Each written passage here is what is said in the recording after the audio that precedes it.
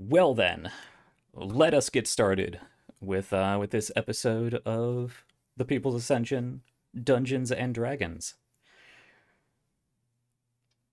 So, last week was quite an episode. Quite an episode. Who would like to attempt to recap that? And it will probably take multiple perspectives because a lot of things happened. The party is split. Goals and allegiances divide them at the moment. It's a whole thing. So who would like to talk about that? We started, of course, last week with the debriefing with Prefect Milos Orentius, the querent agent Mix Black. Taylor, why are you cracking up? You're distracting me. And Lady Kana of the School of Divination from the Arcane Census. With, of course, Dee Maliba, an ancient sorceress queen in tow, who, at least according to her, is the rightful ruler of the city that you are now in. Unbeknownst, at least at that time, to the prefect, the military commander, the military advisor to the provincial governor. So how did that go? Taylor, who commanded that debriefing. I was gonna say, it's like, command it? No, they sort of foisted that on me. That's true, yeah. How dare they make you do your job? Yeah, she did make it seem like she was in charge. We didn't want to, blow her cover. No, I didn't. Everyone assumed I was in charge and nobody corrected them. Least of all you. Yeah. What am I supposed to do at that point? Like, no. That's not at all what's the situation. Well, what are your supposed underlings supposed to do? Look, I didn't say there was a good answer. So, how'd that meeting go? It went. I was gonna say, it's like, I don't feel like... These recaps only work if you guys remember what happened. I'll give my perspective on it if you'd prefer. Somebody, yes, please go. Okay. So, Aquila supposedly being in charge, kinda just, well, she did give a sort of recap of what we had been doing, but I guess they took her lack of forthcomingness as trying to not reveal any sensitive details in front of her hired lackeys. So they offered that the rest of us could go sit in a separate meeting room while Taylor finished her report in private. Aquila. With just the people, or Aquila finished her report in private with just those who should hear it.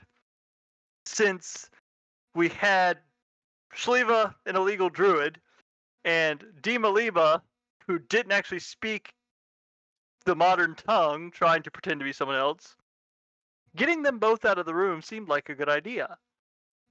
So we took them up on it, leaving Aquila alone to finish the debrief while we went and sat in another room.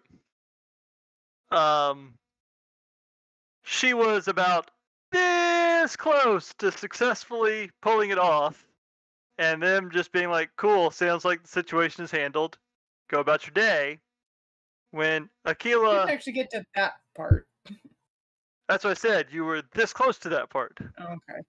And then Aquila being Aquila, without any real pressure or prompting, suddenly decided to just tell them everything about what was actually going on for no real reason, with, as I said, no real prompting. Well, there was definitely those long silent interrogator stares, but yeah, fair. Yeah. So, next thing the rest of us know, we suddenly hear what sounds like a small army's worth of boots charging down the hallway, because of course, when the three people in that room with Aquila realized that, oh, this is Dima Liba in the other room, they all wanted to get their hands on her for apparently very different reasons and motivations. Well, not very. Two of them were closer. It's a matter of control and degree than necessarily intent. But so yes, boots coming down the hallway. Considering that Ander has already tried to prevent the Aquila bomb from going off once, kind of assumed what was going on, and did not really want to deal with the questioning that was going to happen about why we half lied through a whole interview about who this woman was, considering that he has his own things to hide. So, with Dima Liba's prompting, he and Shliva took part in a ritual to essentially a short-range teleport spell. Though, at the very beginning of it, a different mage of some sort teleported into the room to try and stop them. It was to the very end of the ritual. Oh, okay. Yeah. Sorry. At the end of it. Not, but yes, right, because it went off just a little bit after that. Yeah. Towards the end of it, a different mage teleports in, the door slams open, and a bunch of soldiers rush in. Thankfully, we managed to hold concentration and got it off at the last second. So Shliva, Ander, and Dima Liba just disappeared from the room, leaving Tali and Sevgi because hesitation's a bitch. Mm-hmm. And found ourselves in a back alley somewhere outside of the building, where we then proceeded to make our way to the heiresses of Providence. There you go. Damn it, Shliva. Damn it, Christian. That one was too good. It sticks in the brain too easily. Yeah. Which was really probably what everyone least wanted to happen, but ironically enough, because of choices, what the only real option left for Ander. I mean, it's like I knew that's where you were going to take her. The heiresses of Providence being an ancient cult dedicated to preserving the memory and history of Dima Liba. Sure, that's all they do. And all of her fun mind control tricks. Yeah. But yes, with their ancient queen now apparently still alive and in tow. And you with made her your way there. Yep. And as Ander was kind of counting on, they knew we were coming and found us partway there and led us the rest of the way. So yeah, Dima Liba's got her cult again. And Ander and Shliva are just kind of sitting in there. Well, not at the end of that. At the end of it, we were talking with Tali. But yeah.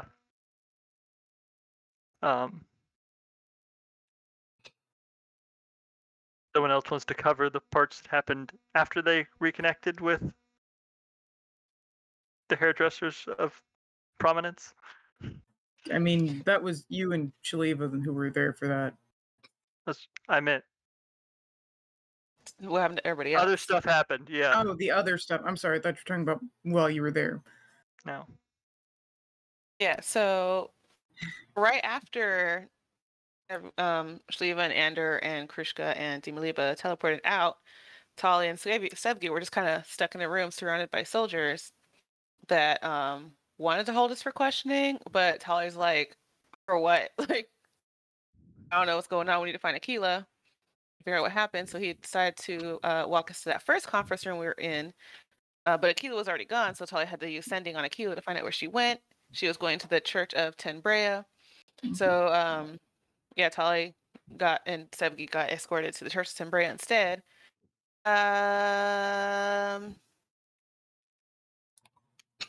Oh, and then after that, it went back to the boutique. And then hold on. Oh yeah, so at the church Sambrea, Aquila had an experience. If she would like to talk about that. She entered a black void, which anyone who's seen the solo episode knows that's not the first time she's done that. And she and Mix Black had a conversation. Which I'm having trouble remembering details of. I'm sorry. I'm sure it wasn't important at all. It was. I know it was. I'm tired. I know that I do remember she probably the least important thing, she came clean about the fact that it's like no, that the other people she was traveling with weren't hired mercenaries. Mm-hmm. And I remember he said that the what's your version of that order called? The queerance, or his specific His sect, specific the one. Death Seekers. The Death Seekers, and they would prepare, but because she wasn't dead, she was still my prey. It's like, oh, great. Mm-hmm. So I'm supposed to go on the hunt for her. Yeah, you're the field agent in command here, or at least that's the role that they expect of you, unless you want to tell them that you're an exile poser. No, I'm not a poser. You are posing at being in charge. She tells all the truth, but that one. What? I said she tells all the truth, but that part. Yep. They won't talk to me if I tell them that part. I mean, they'll talk to you in so far as, however long it takes to march you to the gallows. Sure. Pretty much, yeah. Yeah. They won't tell me useful things. But basically, yeah, it boiled down to Black saying, yeah, you know these people the best. You have been traveling with the rest of the party for a while, therefore you should know how best to find them and or manipulate them. And that you are the agent in charge here because you know the most about the situation. The situation, of course, being the Cult of Worms problem, and by extension, the new problem that is Dimaliba. But you are most likely better informed and in a better position to affect change. However, he has called upon a small contingent of Death Seekers, because there's not an overabundance of queerance anywhere, who will help secure the docks. And then you're pretty much tasked at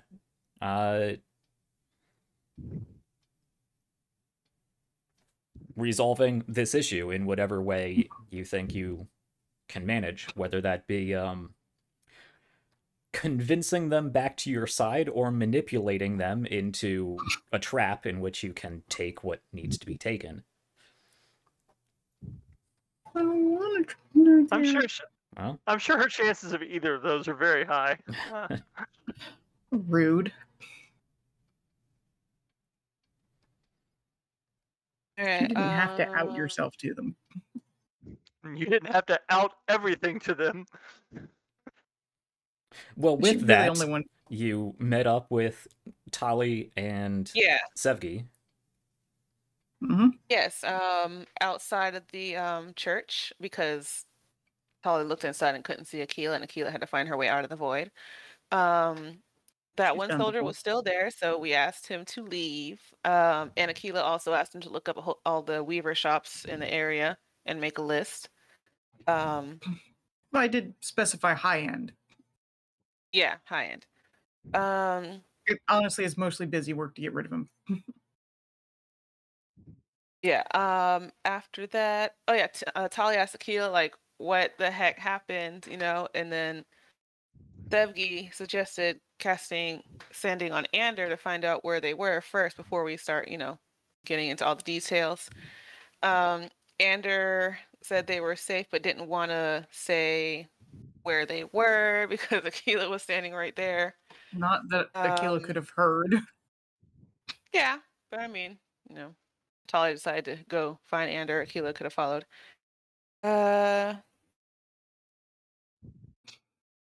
Let's see. Oh yeah. And then Ander decided to, because we didn't really have any like immediate plans. Ander was going to get some more information from the heiresses first, and then get back to us with his book. And then, hang on. Oh yeah.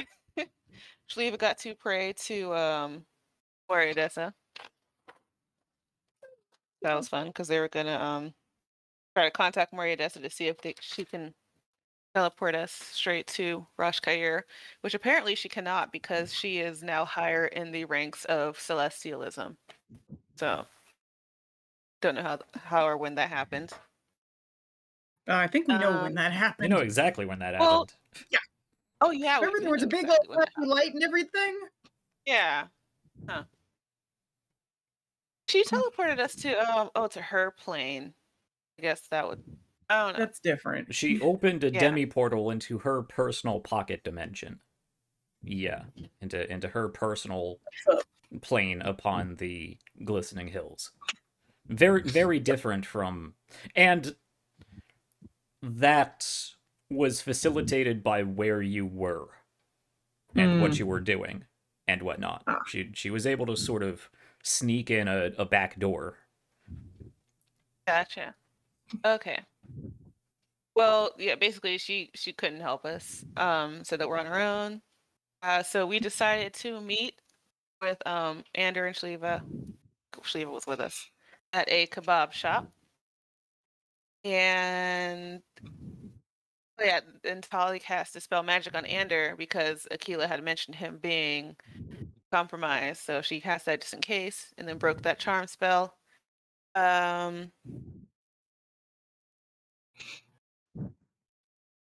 wait, yeah, and then that's when Tali cast Sending on Moriadessa, and she told us that we're on our own, and then that was it. That was where we ended. Yeah.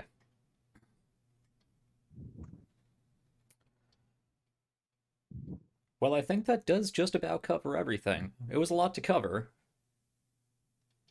I think that just There's a lot about of stuff covered happening. everything. Yeah. But that's pretty much when it was sort of officially confirmed to you that she was not capable of interacting in that obvious of a manner.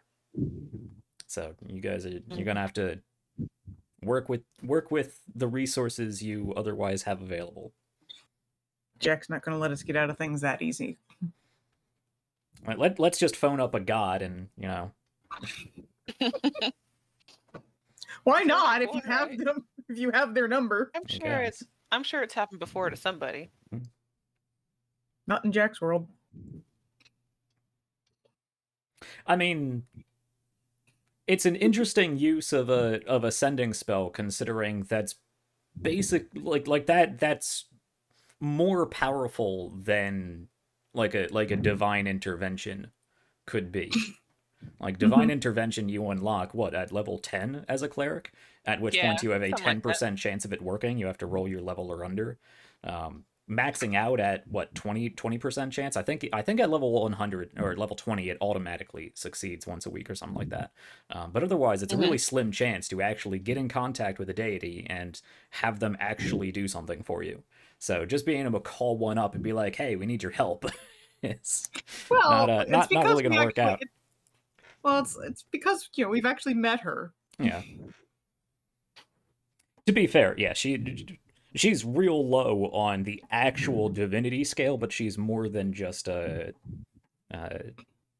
beefed up succubus. Yeah, a celestial being of some sort. She's actually somewhere within the divination structure, divine celestial structure. Okay. Well, I believe that places us still with Andertali and Sevgi at that kebab shop, trying to figure out how they're going to proceed. That basically being almost entirely on the front of how do we get out of this city. Shliva is back at the sepulchral boutique with the weavers.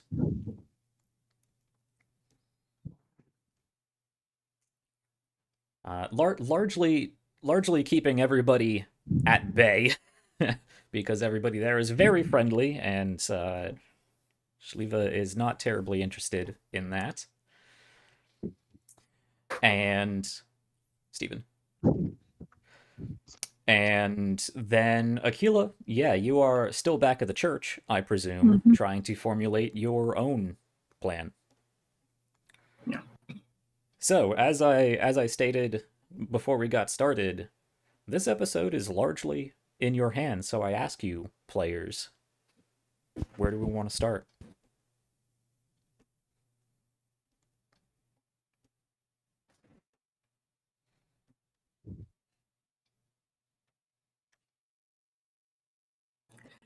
I need a soundboard so I can just play crickets. Yeah. Um, I'm kind of glad you don't have that. yeah, I guess Tali would start by saying, yeah, Moria Dessa's not able to help us. She said she's not able to interact directly with us because of rules that I don't understand. Okay. Well,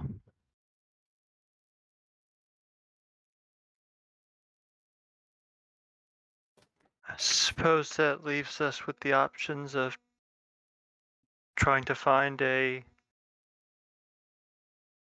teleport key that's not somewhere in an arcane census building, preferably.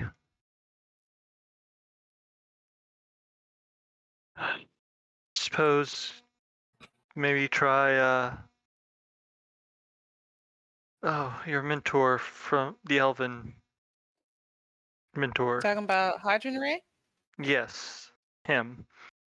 He has been around for quite a while. He might have encountered something at some point. Yeah, I mean, there's a chance, but I'm not sure if, that's gonna be the case. I think he spends most of his time in arcologies, honestly. Well, Give it a do we try. have any other ideas for possible sources? There's also Lorene in the guild hall. That is her name, isn't it? Yes. Okay. Yeah, there's also Lorraine. She's our arcane census person. She already knows our situation. Maybe she can help us. I don't think she knows the current situation, Well, but not the current situation, but she knows, your situation. I mean, I'm not even going to make you roll to put these pieces together. Lorene would almost certainly be able to get you access to a teleportation circle, but it would be the arcane census teleportation circle. You would teleport straight into an arcane census facility. Okay. yes, they're. Which, I mean, you guys can do. Yeah, but that outcome might not be favorable. It would take some preparation and some contingencies, but I'm not saying it's an impossibility. You guys have various forms of magic, which they may or may not be able to detect more mundane means of possibly forging paperwork and changing identities. And somebody who is supposedly, I don't think supposedly is the right word, but supposed to be good at deception.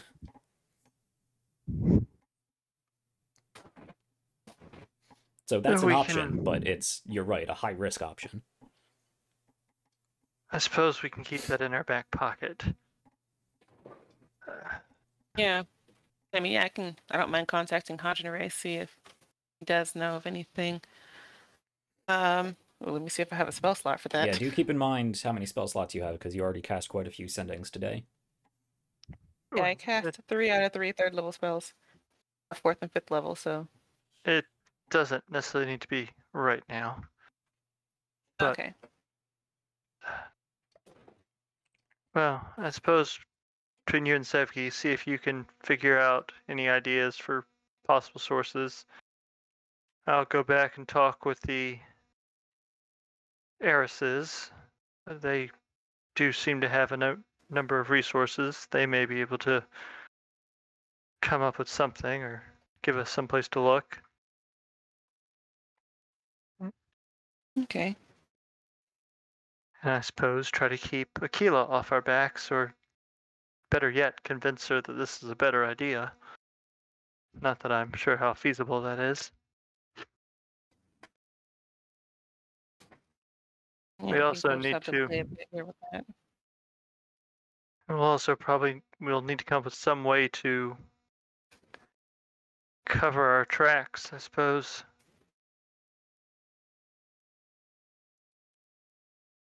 Something that'll prevent the powers that are currently mobilized from coming after us afterwards.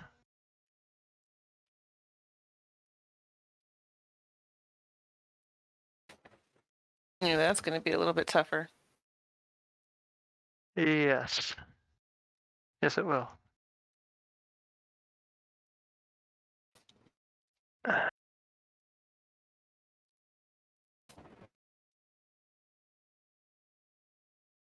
Well, or we just all change our names and become, fugitives.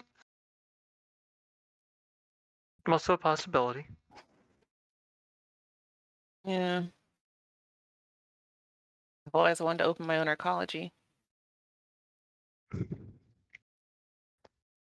Well, I'm going to go back and see what I can get from the heiresses. I'll let you know if I find anything, and check in periodically to see if you or Sevki managed to come up with anything. I suppose if the Alright. situation changes dramatically, let me know if you can. If not, I'll find out when I check in. Yep, sounds good. Guess we can do that. Okay. And with that, so I think we were doing this kind of in a back alley, right? Yeah. We were, behind that kebab shop.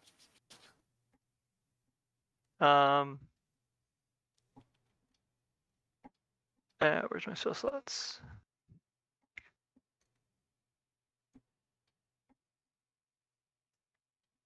What did I already cast today?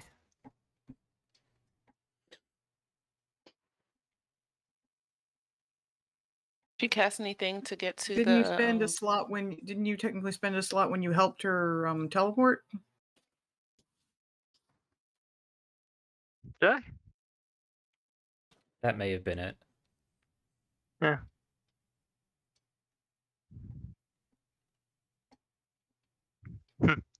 Well, either way, Anders actually going to cast invisibility on himself. Very good. Yes, it's been a few hours, so the initial safety net of it taking time for information to be disseminated throughout the city guard was at your advantage while you were making your way from the palatial center to the weaver's shop. But it's been a few hours now. So yes, you can cast invisibility on yourself, and without having to worry about anybody following you, make your way back to the boutique. On top of that, he didn't trust that Aquila might not have followed or something and been trying to track him as well, so. Sure.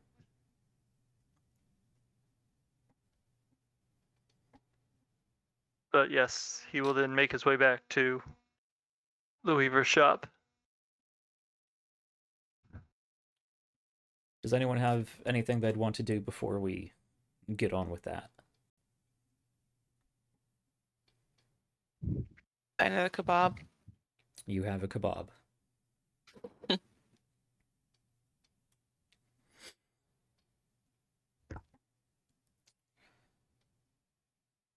So, Okay.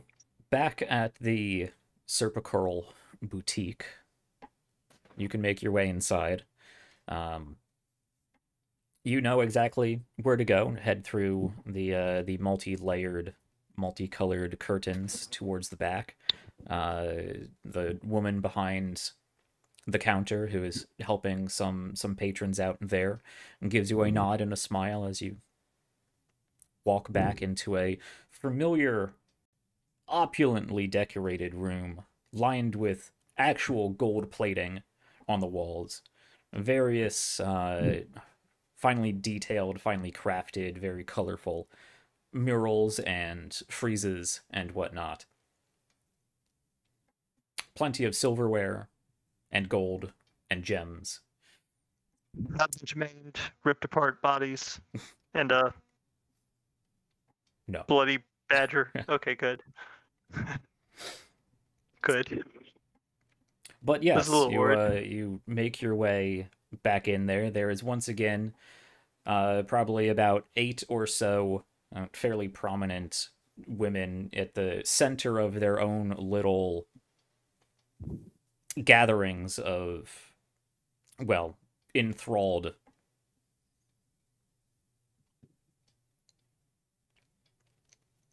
Boy fans. toys. Yeah. Groupies. And of course, Shliva, who I assume is keeping to herself. Anything to note from Shliva? Probably not. Throughout this time, you've largely been undisturbed since initially turning away the first few potential offerings of various pleasantries.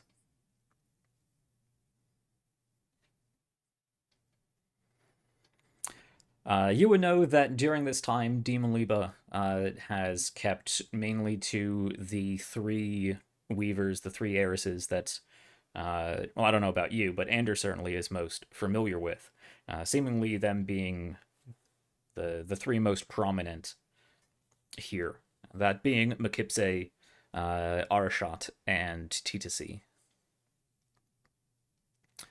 So she's in council with them, likely discussing various things and just basking in the opulence of being a queen amongst her court once again, even if it is much smaller than it used to be. But Andrew, you make your way back. Okie dokie.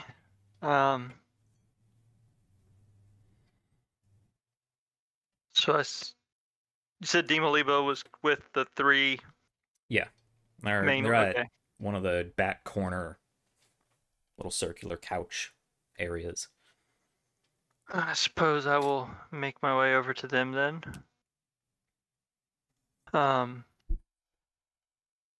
Ooh. Get up, give a little bow. So I believe we may have an option for getting out of here undetected, but we need to find some information first. Sevgi, our sorceress, has the ability to access teleportation circles. Unfortunately, the ones we all could easily find the addresses to are exclusively in arcane census buildings, which I don't think is necessarily where we want to pop you, or honestly I or Shliva out in, if we can help it. The heiresses have been operating for a long time, and clearly, kind of gesture to the room, have access to means and resources. Is there any chance you would have either come across information or have sources that could help us find the address of or the location of a teleportation circle outside of the census's control? she turns to the three weavers that are sort of knelt down around her. And they have a quick conversation in Ancient Sons, because that is what Dimaliba speaks. And they apparently are also capable of speaking.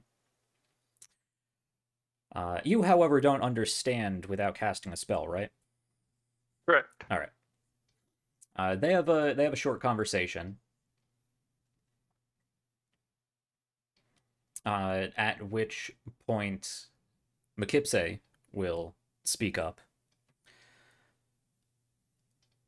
We do have some influence within the arcane census and might have some way to ease your entrance into there. But the teleportation gates are very rare and very well guarded. Our queen may know of an ancient one beneath the palace if it has not been covered and deactivated in the 2,000 years since her reign, but I'm not sure that would immediately help you. Yes. We do have influence in many aspects of this city. The arcane census, to a degree, the military and navy, various commercial guilds. We can make some of that influence available to you. However, we would want to keep any exposure to a minimum. Of course.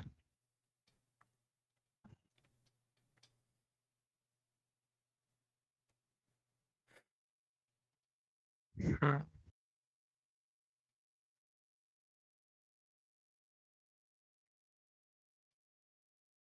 Well, I suppose the census is probably the most likely to have the information we need.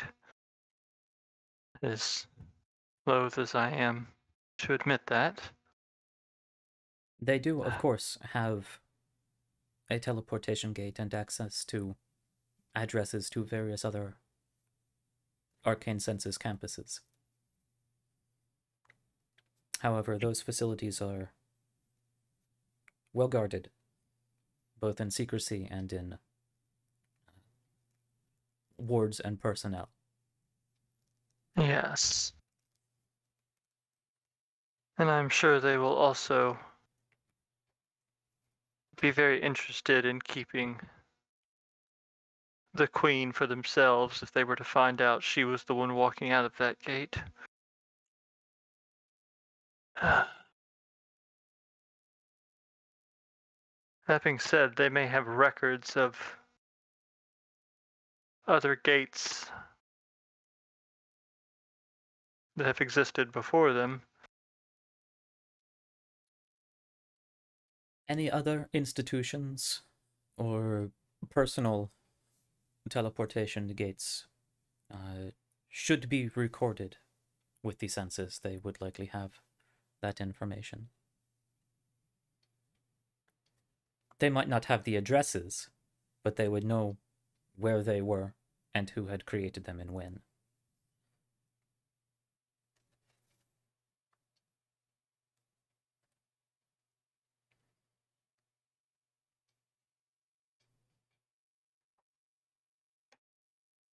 I do suppose that would at least be a good starting point.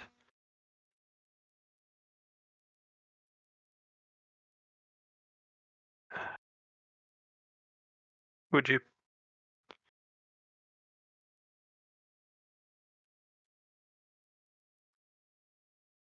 you want your people to do the research, or do you think you can get me into the census without too much undue searching and questioning? She stops and ponders at that, sort of lingering on you for a second, and then sort of rolling her eyes away in an expression that she doesn't think you understand the immensity of what you are asking. I fully do. That's why I said it'd probably be better for, well,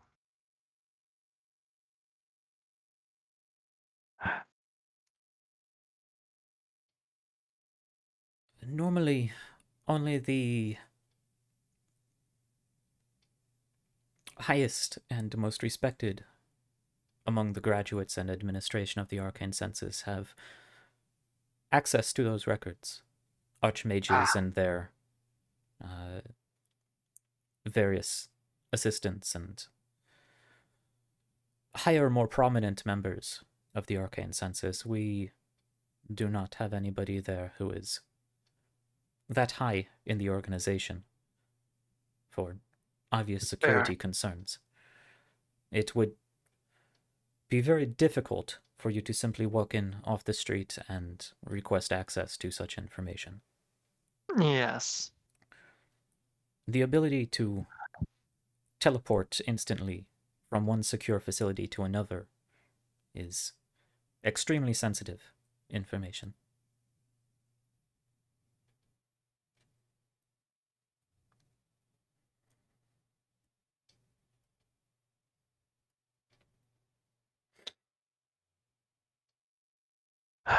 If you knew of particular individuals or places that you suspect might have one, we may, in the very least, be able to confirm that that is the case. However, that would still not get you the address.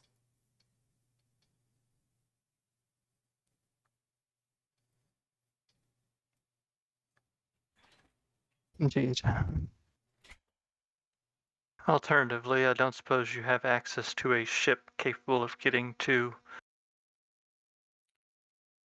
That, she smiles, would actually be far simpler. Ah. Well. At least getting you to a ship that you may be able to do something with. If the Navy has blockaded the port, that would be on you to break through.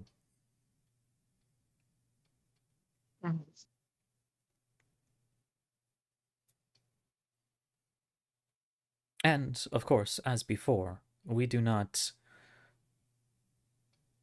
risk influencing the highest echelon of various administrations directly if we do not have to. You would most likely have to get past a number of Navy ships, whether that be in a smaller Navy vessel itself or some sort of commercial trade ship.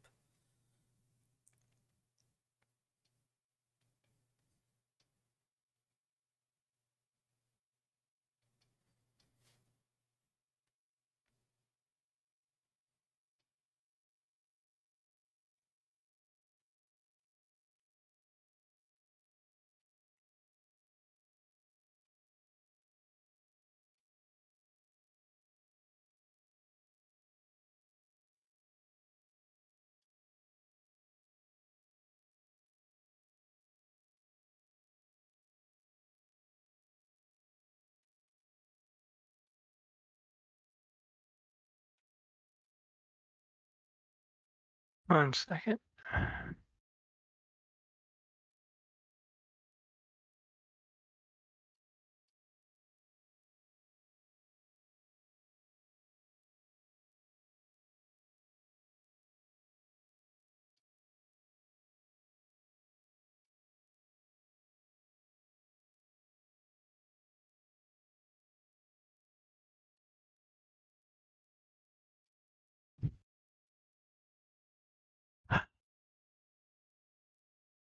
Well, I suppose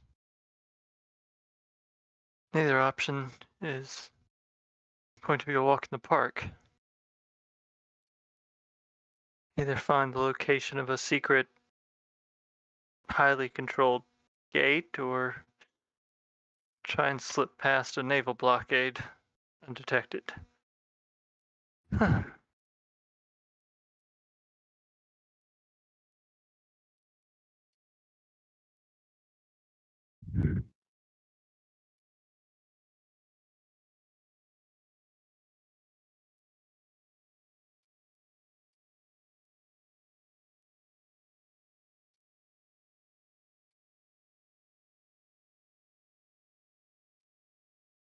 Well, I think Andrew's going to excuse himself for the moment, tell him he needs some time to think, and go sit back with Shliva and try and ponder this through, because I'm at a bit of a loss, honestly. The four of them will smile and give you a slight nod as you do a bow towards them and ask to be excused, and they wave you off.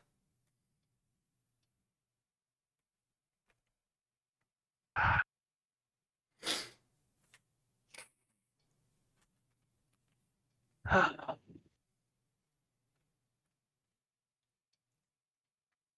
of sink into whatever chair next to Shliva. Well, I knew this wasn't going to be easy, but I'm not entirely sure how we get out of here. Now, Andrew, just to make sure you understand, because Sevgi would have been able to relay this to you, you don't need to leave from a gate, you just need to know a gate destination. Right. So you can create a circle anywhere. You just That's need to what know where to go. Okay. Yes. The problem is trying to find something outside of, Yeah. or a way to get out of a census building without drawing attention, Mm-hmm. or run a naval blockade in a boat big enough to then actually make it back to. Right. Yeah. Yeah.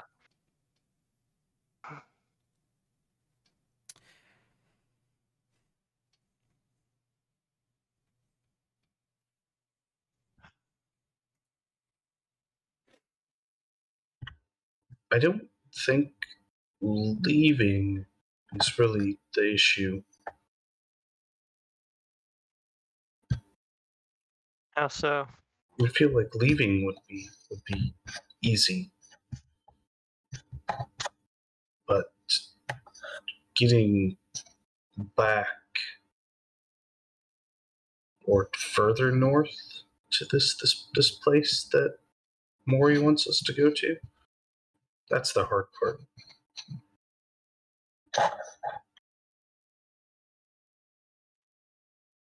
Well, once we get out of the city, that part should be somewhat simpler. We have been there before. Oh, well, that's good.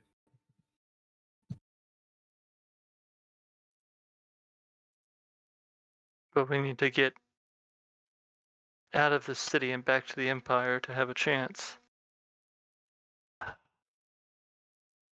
This place isn't the Empire.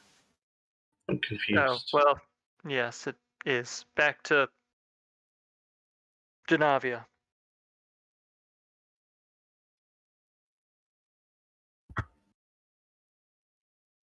Well, it's probably a long walk, but I'm sure we could make it.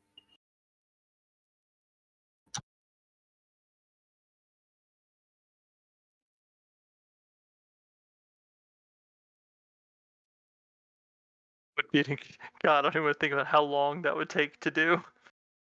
If there is even a way to do it. What's that? Walk somewhere? Walk from here to. Well, I mean, Technically, it was the sea we crossed, which means. yeah, and water breathing does last for 24 hours, so you could just pretty much keep a perpetual water breathing and swim your way back. You'd probably get eaten by sharks. Yeah. Because drowning is not something the only or something else, but drowning is not the only issue in crossing a sea. since Shliva did kind of mention overland travel in more mundane personal means, you do know that there are other settlements along the northern coast of Sann'Kett, the greater Sann'Kett as a province. You could potentially go to one of these other smaller towns that would have docks of their own and try to procure a ship that way. But and I can throw the map over to you guys once more. The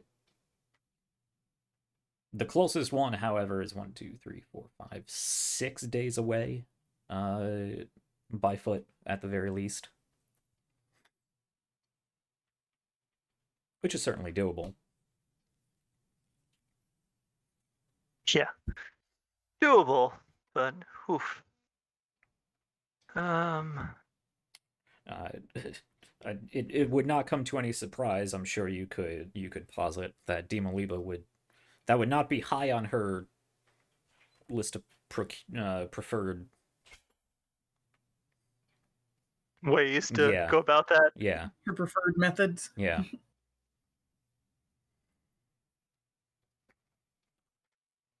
She's gonna love traveling to Rashkair even if we teleport close.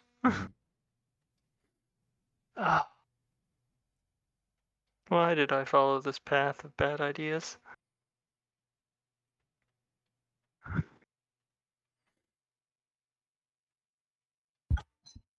So yeah, I think leaving the city is the easy part, frankly.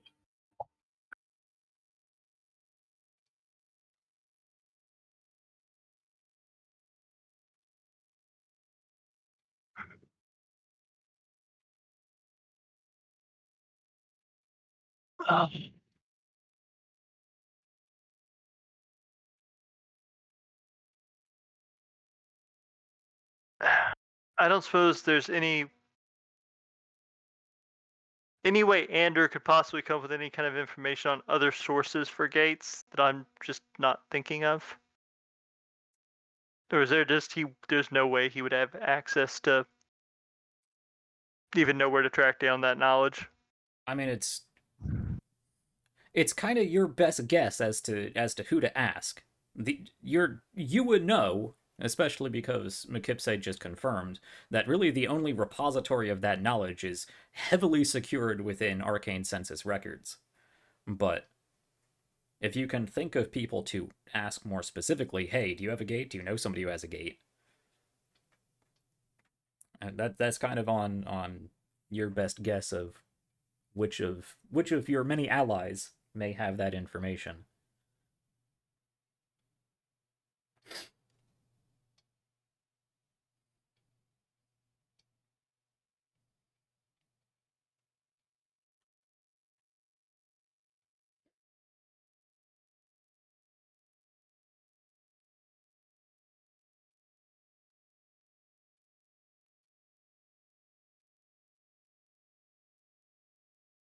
Well, if anyone else has something they want to play out, I could use a minute to think.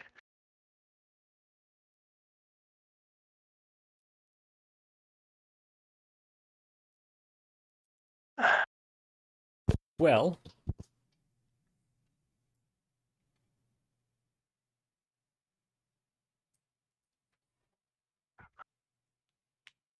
Sepki, Tali, what are you guys doing? Well, I assumed I finished my kebab by now. Sure. Do you have everything you need for the spell, Sevki?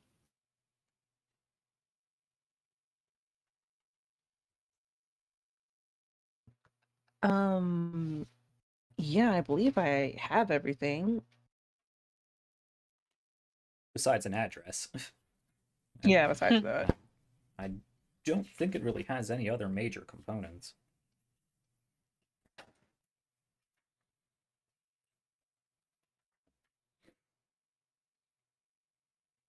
Chalks, inks, and precious gems worth 50 gold pieces,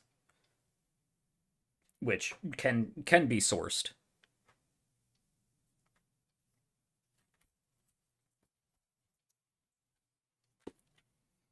Well, I guess.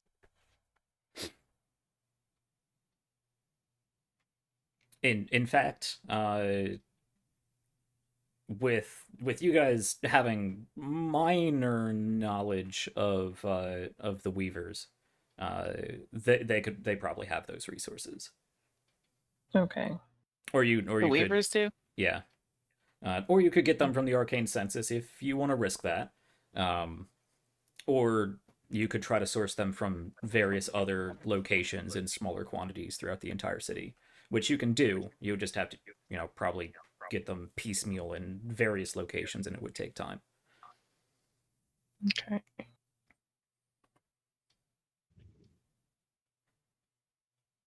Oh, yeah, Ander has money. I'm sure when he contacts us, we can ask him to get some You have money Some of those- too. things. Yeah, but he can get them directly from the Weavers. They go from shop to shop or to the Arcane Census.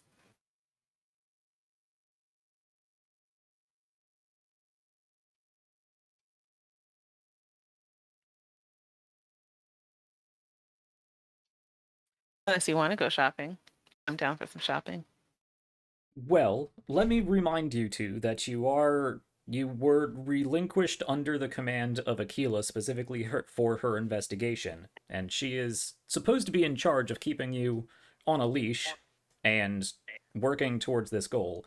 Otherwise, you are persons of interest in a high priority case, and if you're not in your proper line of authority doing the things you're supposed to do, you'll probably be taken in, detained, and questioned.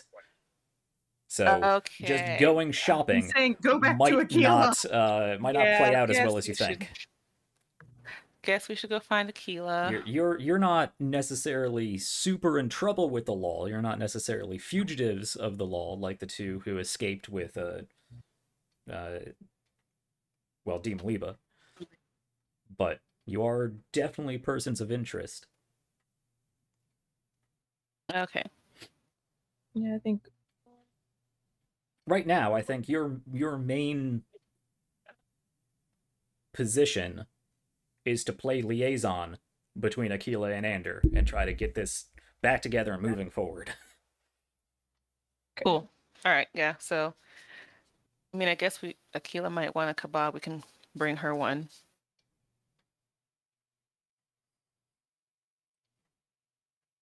Sure.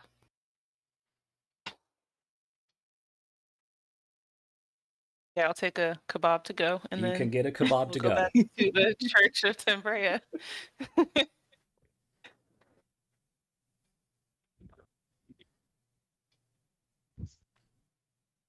Is Aquila still there? Or did she find somewhere else to go? Aquila. She's still there. She was giving you a chance. Yeah, I guess I'll bring this to Aquila.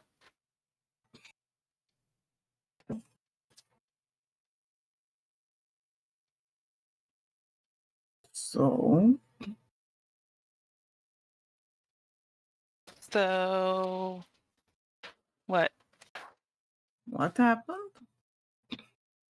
Oh, we just kind of talked about trying to find ways to get to Rashkair. Are you fucking serious?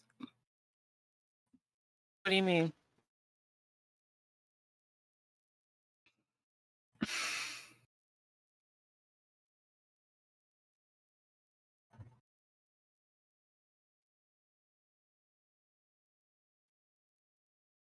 What makes you think that's something I'm okay with helping you do? Are you not okay with us leaving? No. So then what do you want to do then? I want to turn Demoliba over to the Blood Hunters of the Querent. Sorry. Well, with what happened, I'm looking they're looking for Ander and Shliva too. That'd be a little dangerous for them. They didn't have to flee with her. I don't. Considering the position they're in, when they hear a bunch of guards running towards the room, probably Why seemed is like their assumption that a good I'm option. doing something to put them in greater danger. I mean, you kind of did. If I wanted to turn them in, I could have. I don't want to. Well, I mean, I don't know. It's Because I will not help you with that course of action.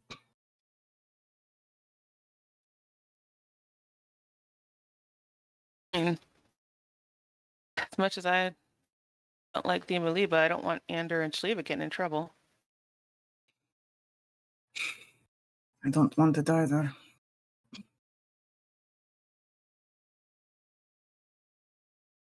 So what other option do we have?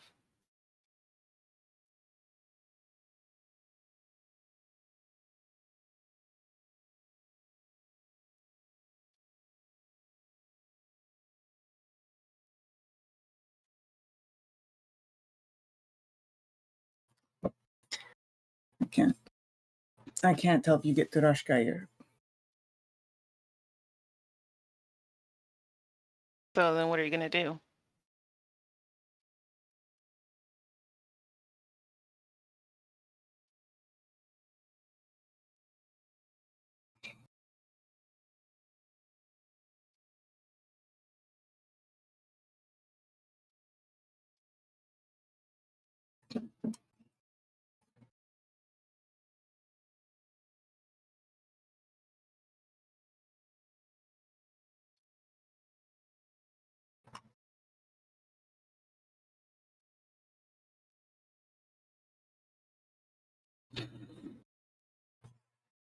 Probably something I don't want to do.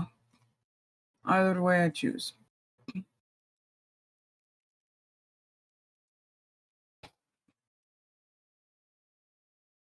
Well, you're going to have to talk to Ander at some point. Okay. Well, you owe him some kind of explanation. I didn't say no.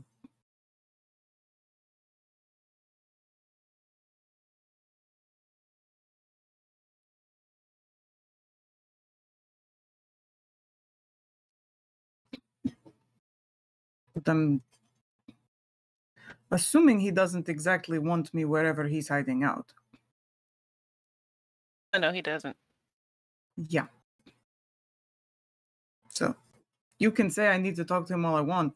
Well, all you want. But I don't see him here. Yeah, he's out there trying to come up with a plan.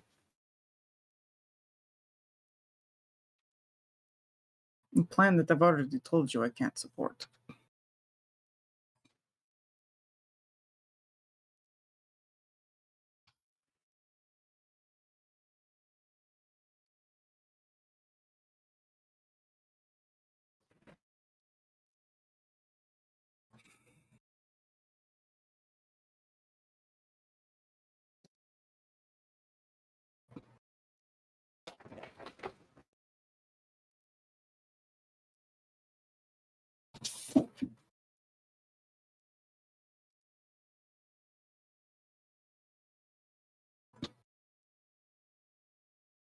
Even if we don't go straight to Rushgare, we can at least just get out of the city and figure out what to do from there.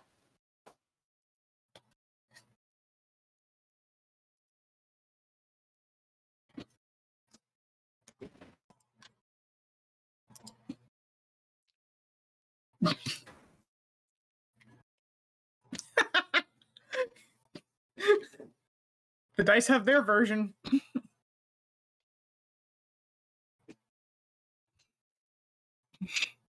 Feel free to ask me about that in the after show. I have a suspicion of what it is. Wow.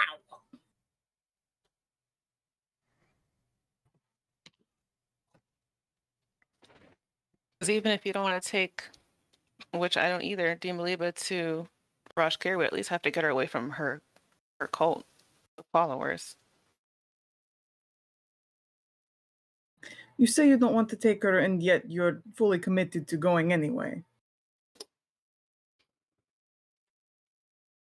It's better than staying here. I'm not so certain of that.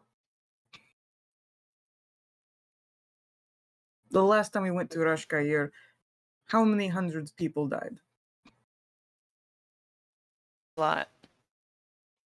Yeah.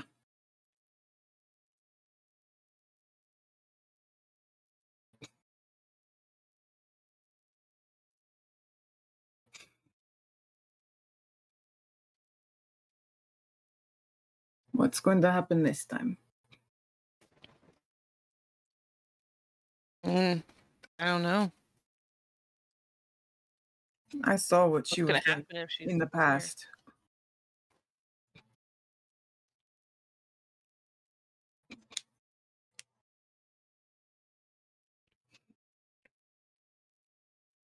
Getting her a new source of power seems like the worst idea.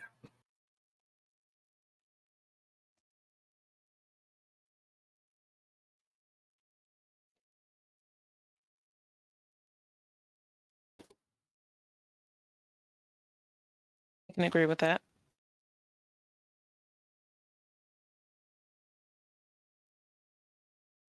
Well, that's what she's looking to get from Moria Dessa. I couldn't remember her name for a second. She's looking to get power from the one who subjugated Tessidren. Yeah, either that or the other way around. And Mordez Well. could be trying to get power from her, which is not good either. Well, either she wants to. Admittedly, I'm not certain it's quite that straightforward what she wants. But she does want power, that much is certain.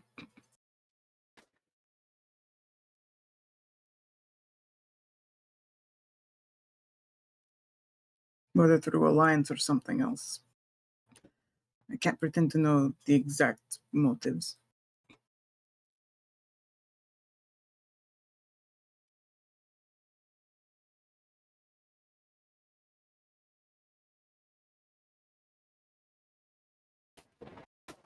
And you've heard her talk. It's not like she's remorseful about what went down in the city.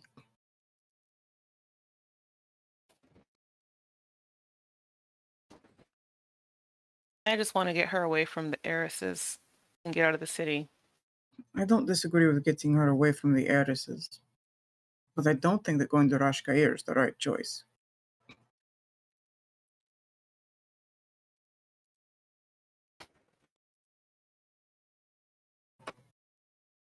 So what do you think is the right choice?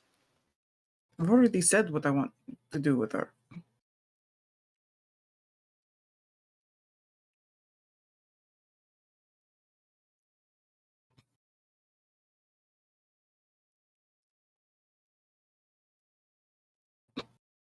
I want to get her to the order so that she can be contained.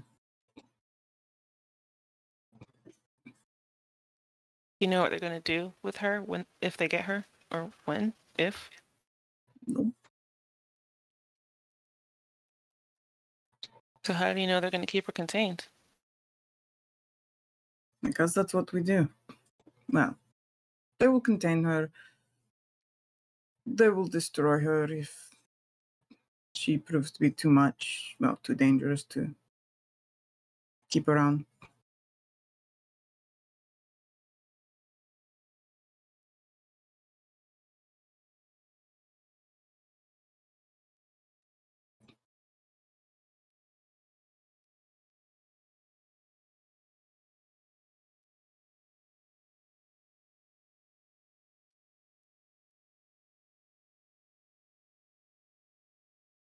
Well, if I can get us all together to talk about our plans, do you promise not to, I don't know a better way to say this, rat out Ander and Shliva?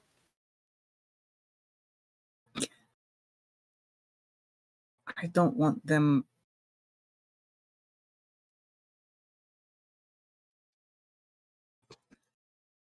I don't want them harmed by this.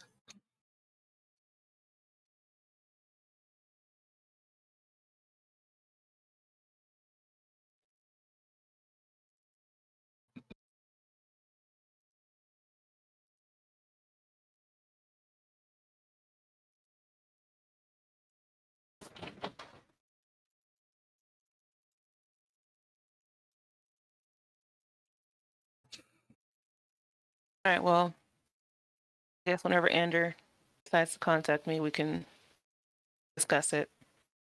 I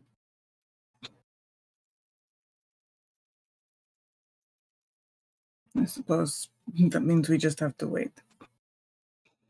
I hate waiting.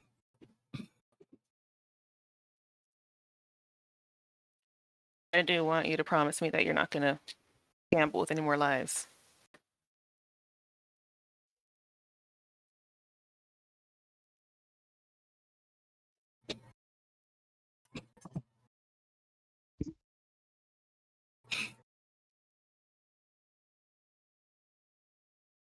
You do know what we do. Yeah. We're always gambling with lives.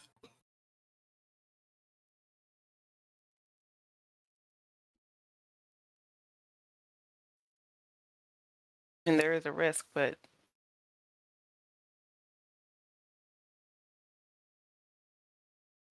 our job is to mitigate that risk, right? Or lessen it. I point you again to Rashkair. You also sacrifice someone that you care about to gain Don't think power. I'm not aware of that. Do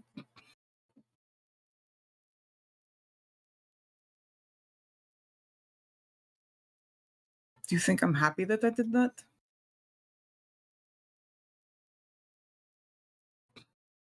I'm not, but it doesn't balance out one person versus who knows how many.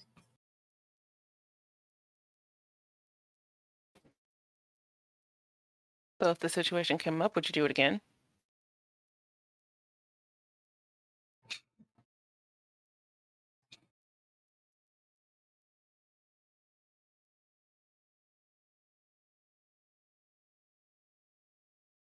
Yes, and I would expect anyone in my pack to do the same.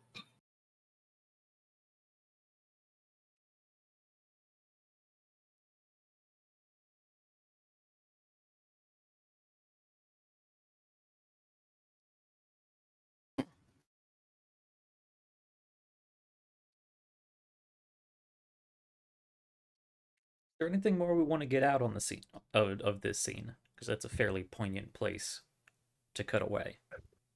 No, I think that's good. Yeah, that should cover it.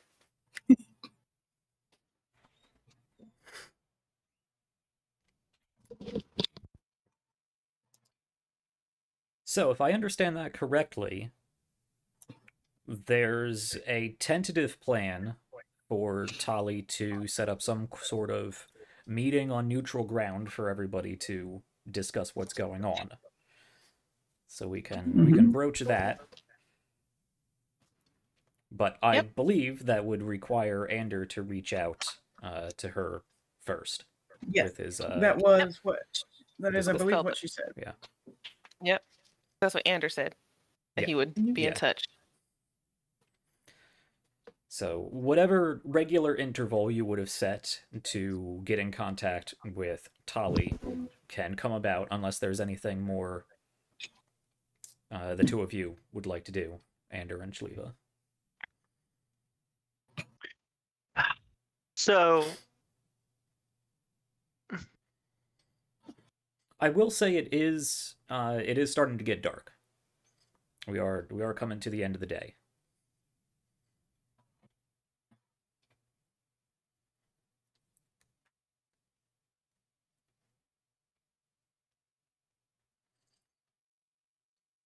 So to get out of character, somewhat meta for a minute. Mm-hmm. Feel free to ask questions. So I personally kind of feel like we have narrated ourselves into a bit of a corner here, with the party on opposite sides and no real way to Reconcile that? or to progress. I Mm. do have one idea, Mhm. but it's real curveball-y, I think. I'm free discussing this out of character as long as everybody is okay with that, because we don't really have the opportunity, as much as I would like to, discuss this during the week. Yeah. Uh, In person, I would pull you to the side for a sidebar or something. But Right. so, because like I said, I don't like trying to get the information we need seems very difficult, or trying to get a ship out of this port seems very difficult with our skill sets and current abilities. We don't really have anyone. You say as level 10 characters. Current abilities. Again, Other- you don't let us feel powerful. That's an than- excuse that runs out at 3rd level, guys, or 5th level, guys. I mean, if anyone else has some ideas I'm missing, other than going guns blazing murder hobo and blasting our way out of an arcane census building, but even then, clearly Akila's not in love with Yeah, any she's of those gonna have to ideas. go all Inspector Javert on you at that point. So we can talk about things out of character, but perhaps we could also talk about things in character during whatever neutral ground meeting that we're coming to. But if we don't think that's going to come up, or you want to discuss something beforehand, we can talk things out now, because I think that would be helpful for the narrative. Yeah, so my question being, we can either pursue this if people are invested, or Ander can pretend he's been playing double agent this whole time. Because now I can tell you where the heiresses are, what their numbers are. They're all one place. They all think they have their queen. It could be the... And I literally came up with that idea as, well, fuck, there's no other way out of here. So it's not entirely out of character. This is Ander like, well, shit. Yeah. But I don't know. I don't love it. I don't love the amount of people that potentially pisses off. You've already got people pissed off. But I don't see a way through with our current path that makes that keeps the party together and is really interesting for everyone involved. That's kind of where I'm stuck at. Like, I don't see how we get back to, like, we've narrowed ourselves into a real split up. Everyone goes different ways. This gets real hairy, I feel like. Yeah. Unless someone is seeing something I'm missing. Because I've been sitting here racking my brain trying to think of things. Ander, make an intelligence check. Okay. Cool. Yep. All right. That's about what I feel like right now.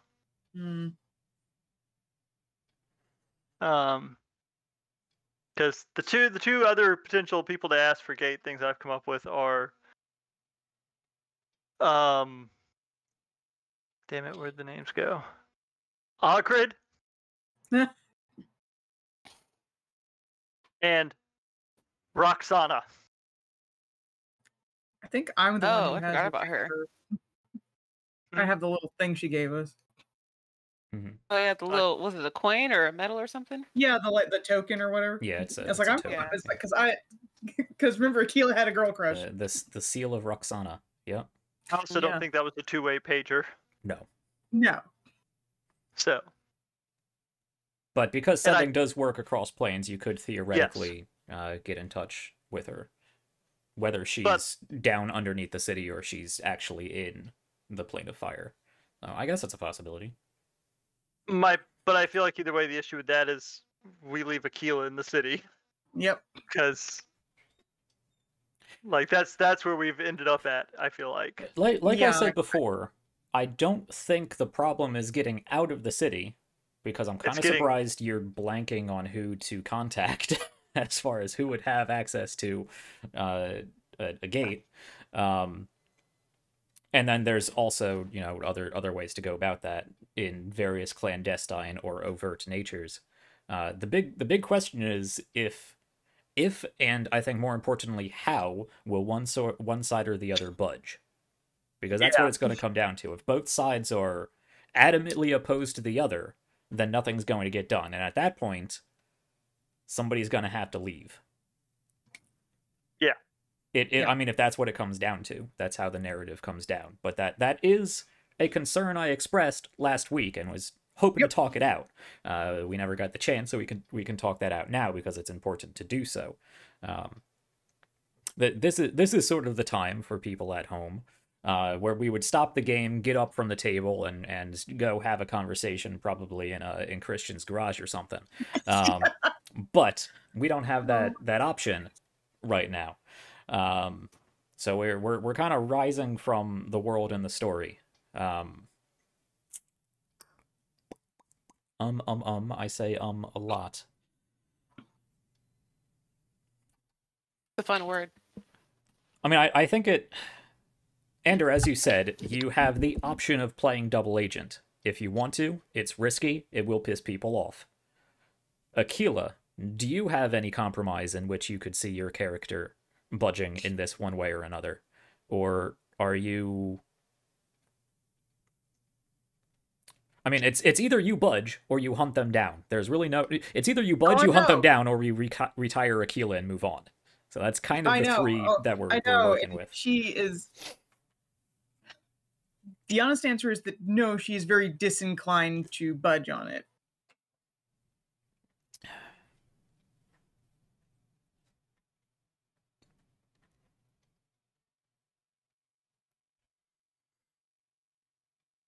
Which is kind of what I figured. And that makes sense. Yeah. I mean, we'll talk about this later, but thoughts? Yeah. Yeah, we can save that sort of discussion for the after show.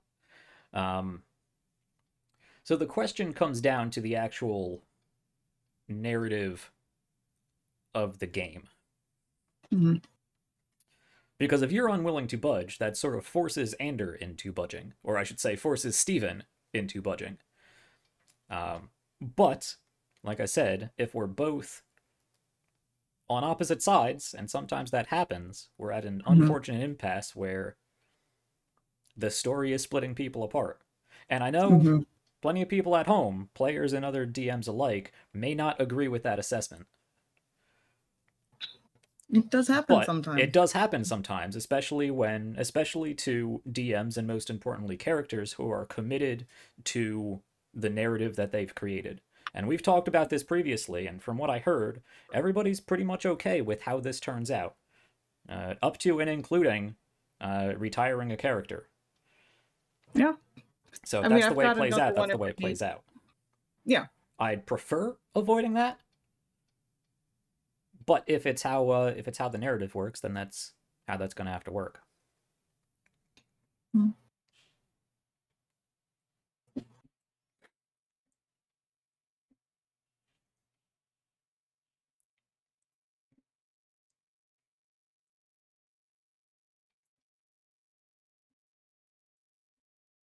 I know a number of us are uncomfortable in talking in various levels of meta, but Ander, you broached the topic. What are your concerns? What would you like to discuss? How would you like to navigate potentially moving forward? I mean, I went down this path because in the moment it seemed incredibly interesting and fun. In hindsight, it seems like a very bad idea, and I also don't know if it was entirely in character, since normally Ander's about his survival instinct. I don't know, and that's kind of where I came to this plan from, was like, well, and at the end of the day, Ander is about keeping Ander alive, and if he feels like he's hit a dead end, like I really want to get her to Rashkair, just because I want to see that play out, but if there's no way to make that realistically happen without splitting everyone up, that's more I just want to see it is the problem. I think Steven wants to see it. Yeah, because no, it's like Taylor would be interested to see that happen. Aquila does not want to see that happen.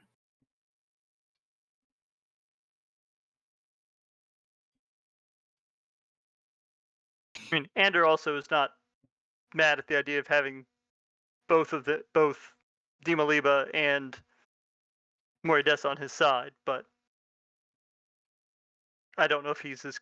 I don't think he would be committed to facilitating that if it meant he screws himself over in the process.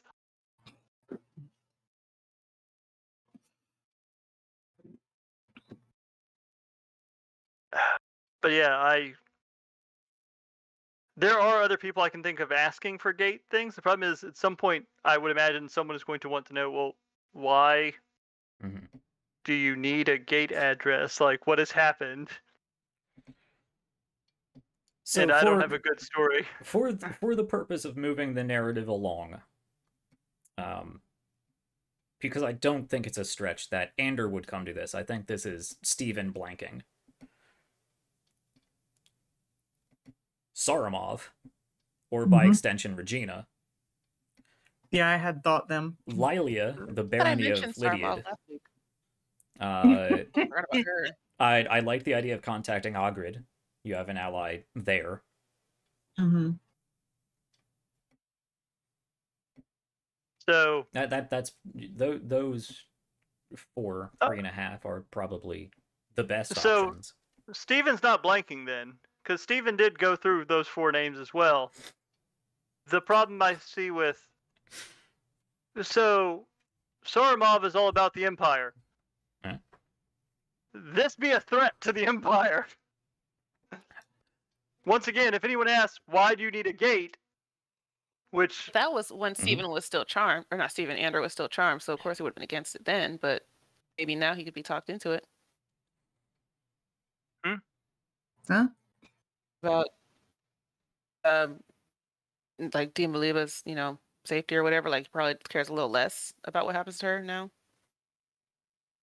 Or no? Yeah, probably. That's a separate issue. Yeah. Yeah, I was gonna say, it's like that's not really connected to this particular part of the conversation. Okay. But Saramov and Regina, if they ask questions, which they're both smart enough and you are controlling it, so they will. Yeah, I don't know what I don't have a good answer for that doesn't involve fessing up to some degree of what's going on, and they are not going to be happy about that. Yeah. I don't see a way in which which spin it. Yeah, well, I don't have a good spin. And kind of the same with Lilia, assuming she's even willing to help us, because, kind of failed her hard. Yeah. And at the end of the day, whether she finds that or not, we are essentially just trying to help the person who screwed her over more. So, yeah. Ogrid was the only one who didn't have as much skin in the game, and so might be willing. Also, of course, who I know was brought up and kind of swept under the rug for obvious reasons, Malkazir. But that is dealing with not only the arcane census, but an archmage. I'd rather give her to the Bloodhunters. Let's deal with Malkazir. All right. Andrew really doesn't trust Malkazir. So, I think I'm going to execute. I think I'm going to pick a plan and execute it. I brought this up just. I didn't want people to hit people out of left field, but I think I'm going to make an executive decision on moving shit forward. Okay. Somebody's got to. We'll see how it plays out. Yeah. All right. It's going to be interesting. So I believe we're diving back into the world. Back with, I believe we were at the Weaver's boutique with Ander and Shliva.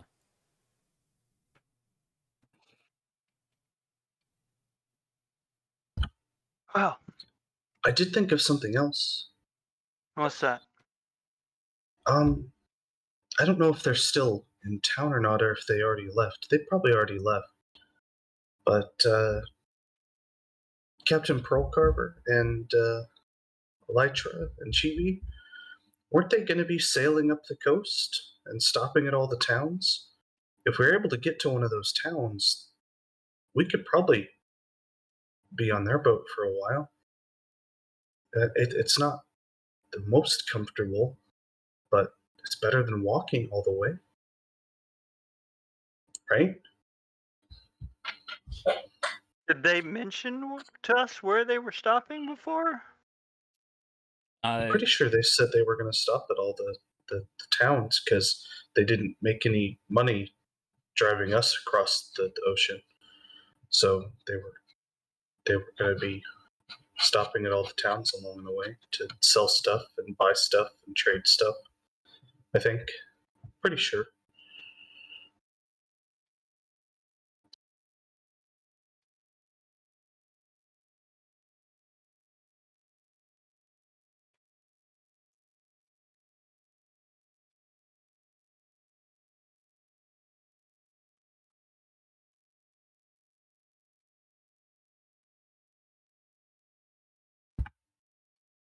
Anyway, that's just what I was thinking about. Not a terrible idea.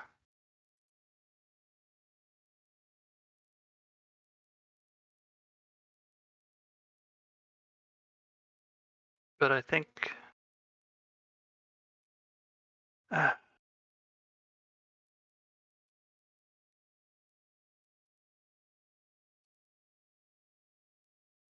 I think I may possibly have a plan that works out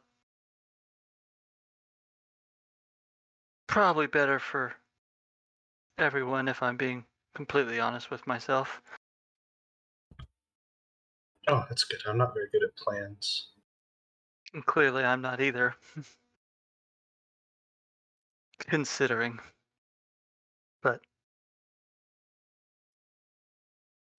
give me a moment.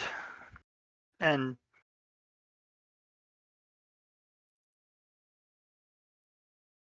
yeah, Andrew's gonna pull out his book. Think of how I want to word this.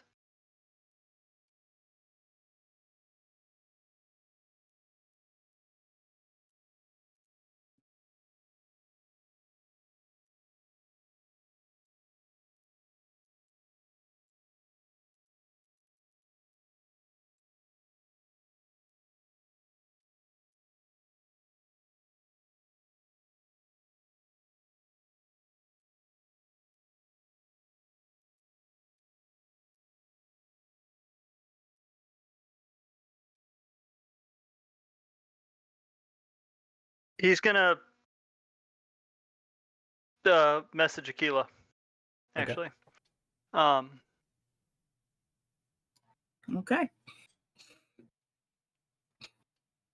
Aquila, you suddenly get this cold, sort of slimy sensation in the back of your neck, just below, just at the tip of your spine, as you hear Ander come through. Long time no see.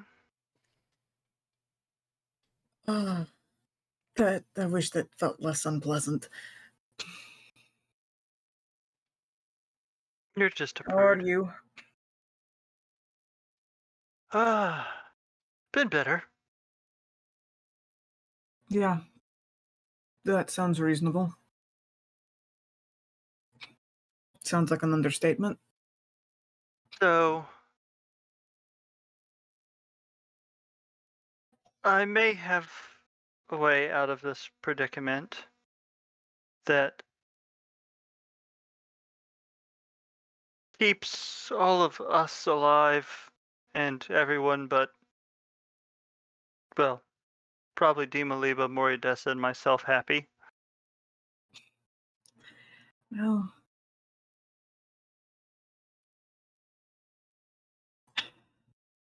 all right, I'm listening.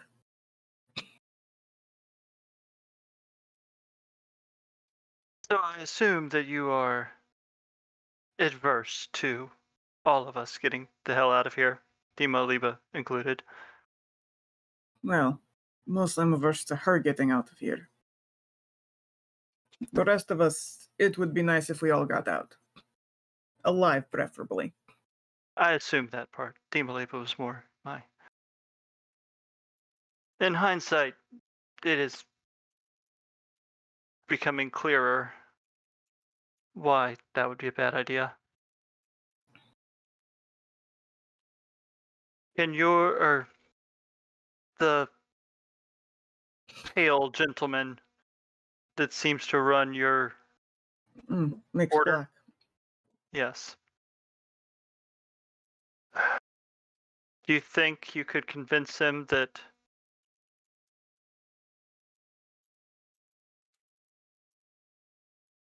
I'm trying to figure out how to word this. Can he keep all of us out? Do you think he can keep all of us out of trouble if he gets what he wants?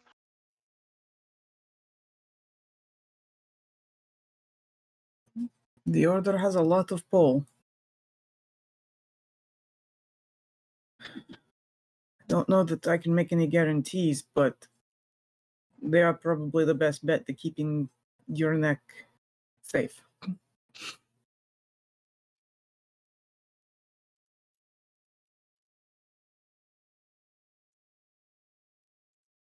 I say we spend this as all part of a plan. To be fair, if they just had Demoliba, they would still have to deal with her heiresses. Mm. I now know fairly well where their hideout is.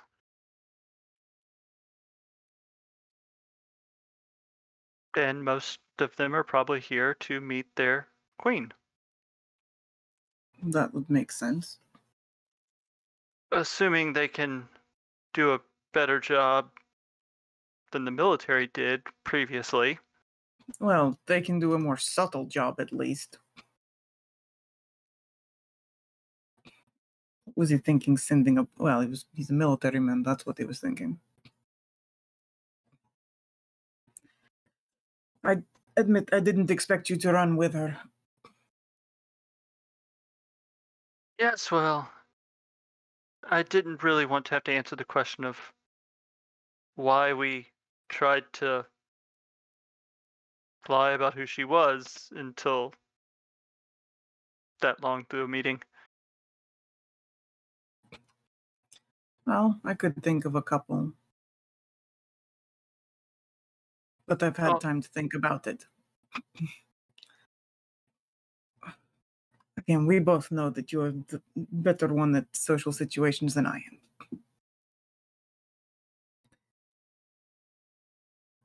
Do you think you could set up a meeting with Mr. Black, yourself, and I?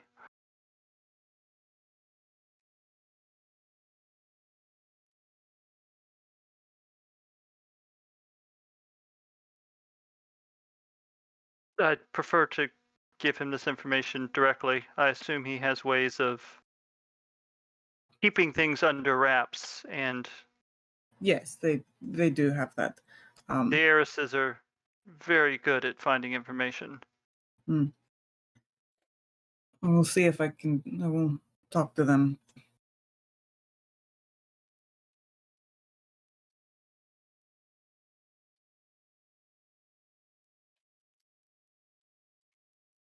All right,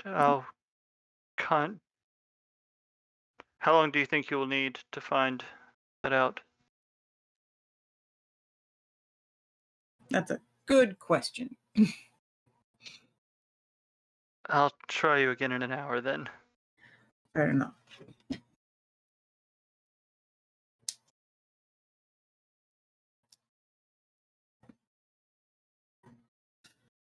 Okay, Jack. So would I know how to get in touch with Mix Black?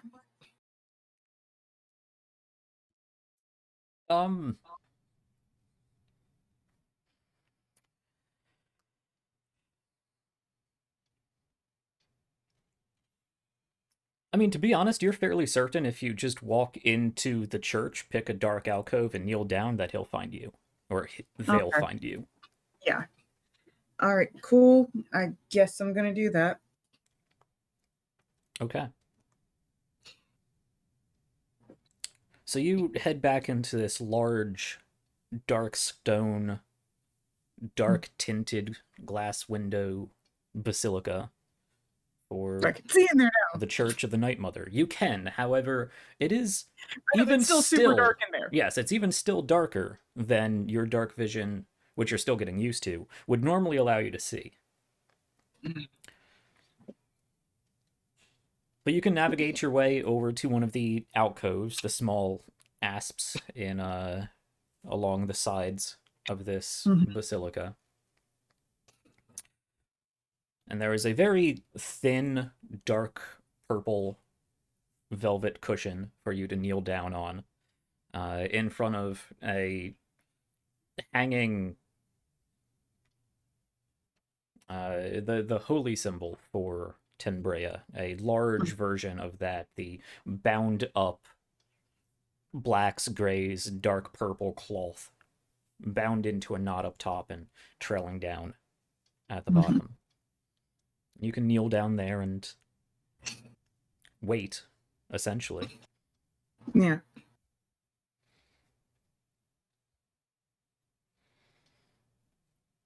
Is there any other, perhaps, secondary purpose to this? Would you actually meditate in contemplation or pray to any of the saints, the patron saints of Tenbrea? Yeah.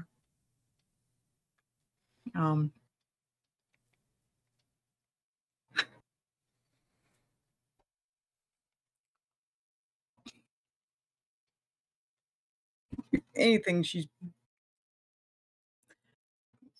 probably trying to meditate more in a way of sort of calming herself, and because she doesn't want to lose her group. So you're not necessarily in prayer, you're simply in meditation trying to center yourself. Right now, yes. Okay.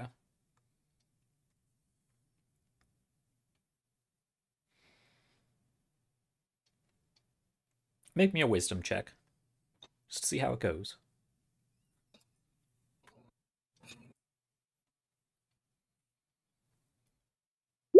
Yeah, that's about what I expected. Yeah, it's difficult to keep all of the various tangents that your mind is going down. How did we get to this point? When did the lies and the assumptions start falling apart? Why didn't you see this course of action earlier? Why didn't you do this? Why didn't you do that? How are things going to go down in the future? It doesn't make you feel any worse, but you're not necessarily able to calm yourself, still yourself in any useful manner. It might help just to continually process those things, but it doesn't relieve any of the stress that you're working with. You're not sure how much time goes by. You assume it's less than an hour because you don't notice Ander slick his way into the back of your mind again. Yeah. But some time passes. You, in the darkness,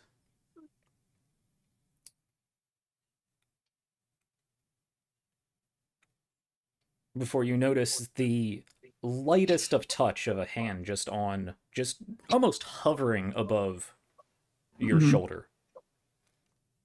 At first, you don't even realize it. You're not sure if how long they may have been there before you actually noticed it's just barely touching your shoulder. It's quiet. But you can turn around, and indeed, through the pervasive darkness, you can make out the tall, sort of lanky, pale figure of Agent Black. I assume you needed to speak. Have you devised a plan?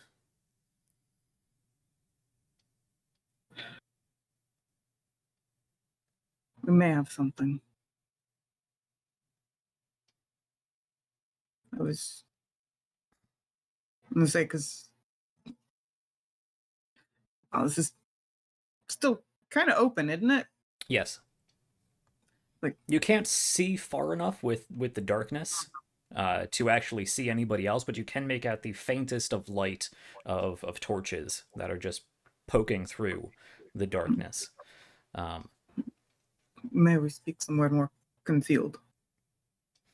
You see, they take a single practiced step forward on one foot that pushes their hand just ever so slightly more on your shoulder as they reach forward and touch the cloth of the holy symbol, and everything goes dark.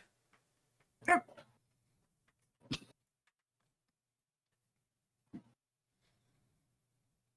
I want to learn how to do that. Anyway.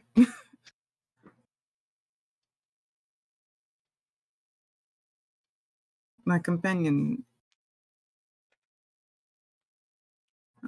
one of the ones who ran off with Dimalipa, he contacted me. Consider how you want to word this, and the plan that Ander proposed.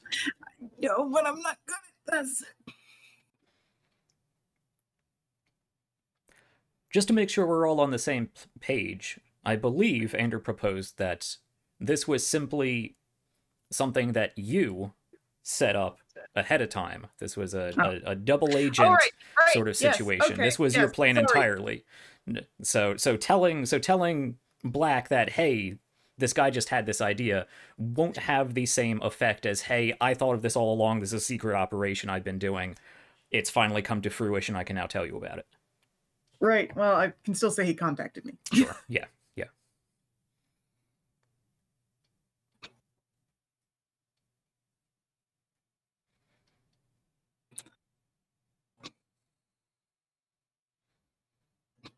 And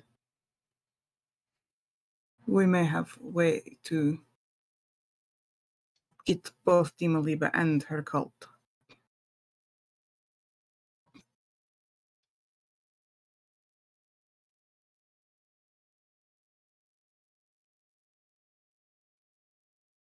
You notice there is a very slight tug on whatever you are currently wearing. I assume you don't just walk around completely armored all the time. So whatever tunic or whatnot you are wearing, there's a tug on that, just very lightly. You assume to motion for you to stand up. Okay. And another slight tug forward, presumably motioning for you to step forward. Yeah. Again, you barely hear your own footsteps in this completely black environment. You can't see your hand in front of your face, let alone where Nyx Black may be. But you take what feels like only a few paces forward before you once again see the very faint gray glow around a fountain. And Black steps into view, takes a seat at the fountain, and cups a hand in and takes a drink of water.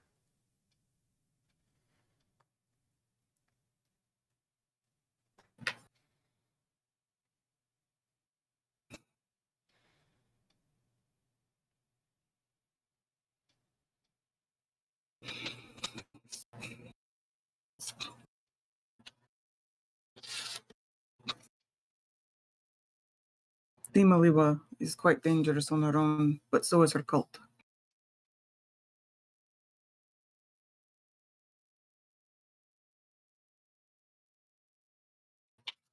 And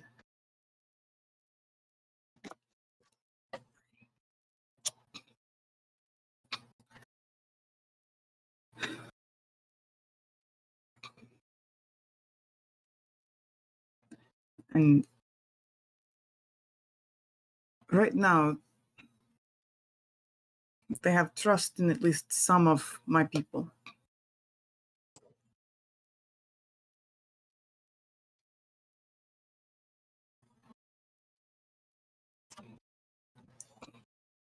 This could be a way to end all of them.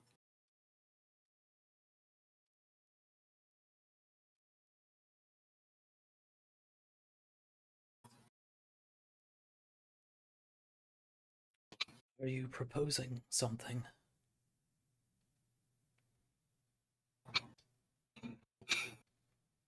Well, I'm proposing we go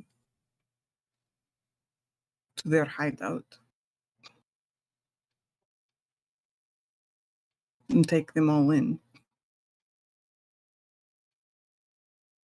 You have discovered this location? Yes.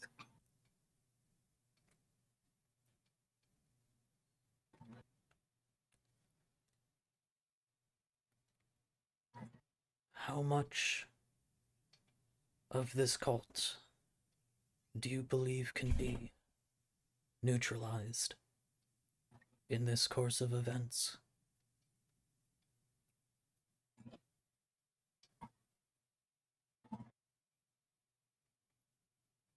Enough to negate any further corruptions? Yes, I do think so.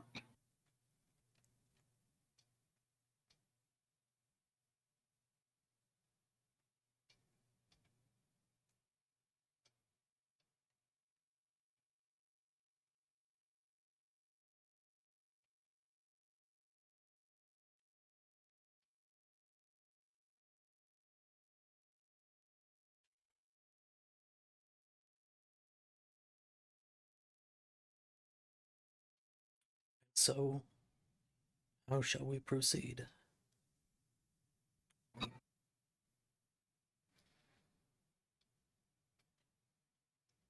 We will meet with Ander, and we will get what intel he has managed to gather from getting in close with them. And from there, we can formulate a more direct, well, plan of attack is the best phrase I can come up with.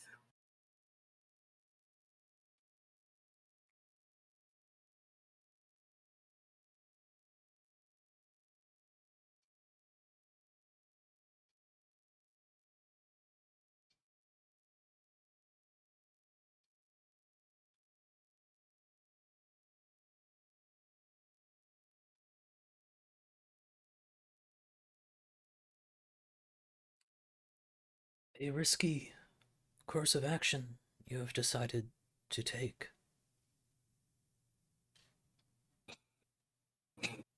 Sometimes the greatest risk has the greatest payoff.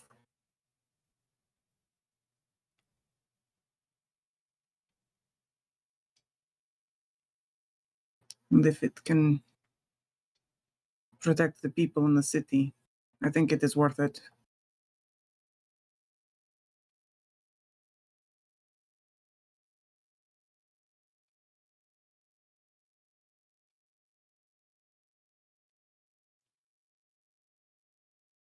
These two, then, that fled with the ancient queen.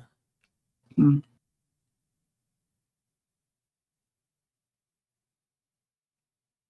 They still work with me.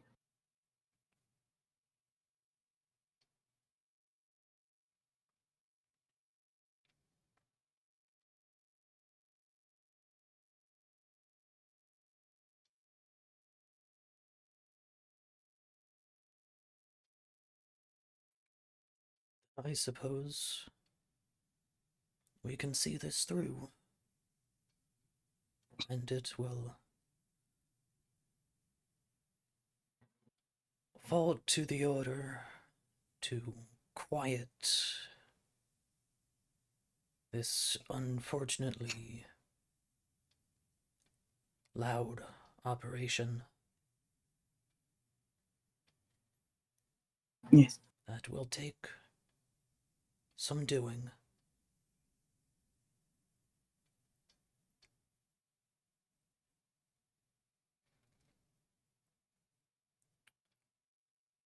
This may have already injured the Empire more than I think you know.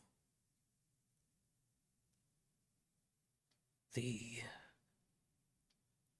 competition between the local administration, Hmm. the local arcane census, and their reluctance to adhere to the proper jurisdictions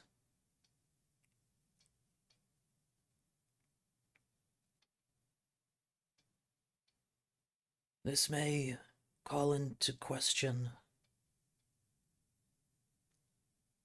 the loyalty of the arcane census as a whole.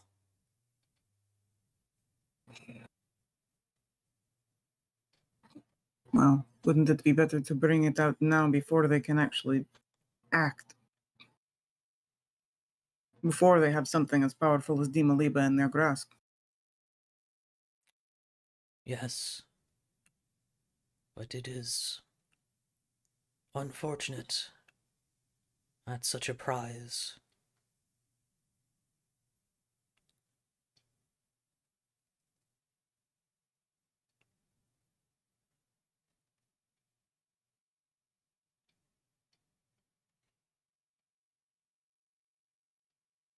was waved in front of their faces.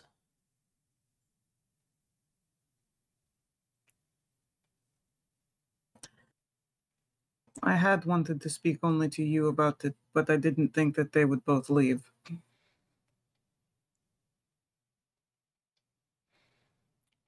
Neither of them have jurisdiction over our order.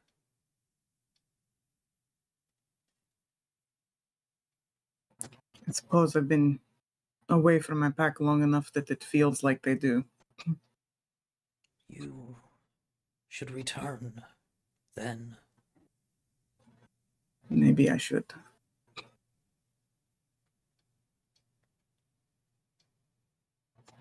Concerns for another time. Yes. We have enough in front of us right now. Can your team secure this cult and its facility?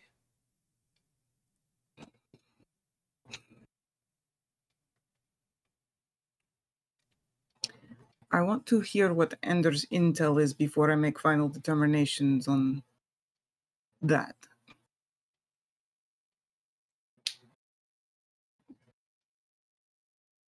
Then speak with him quickly. Mm. The others, the prefect, Mm. the census are surely progressing on their own. I'm certain they are. We should not give them time to enact their own plans. Right. And we should, if possible, avoid any further overt displays of querent authority or the dangers that this queen and her cult entail. I agree.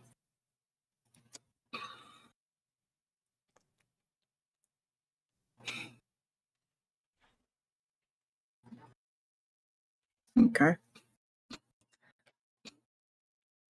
They stand up and Hmm. adjust their sort of a ye olde tailcoat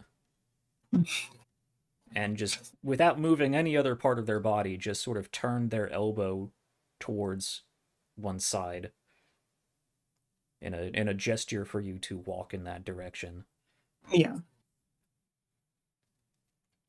I'm gonna go walk then. And you do so, and you walk several paces forward until you begin seeing the little orange dots of candles once more.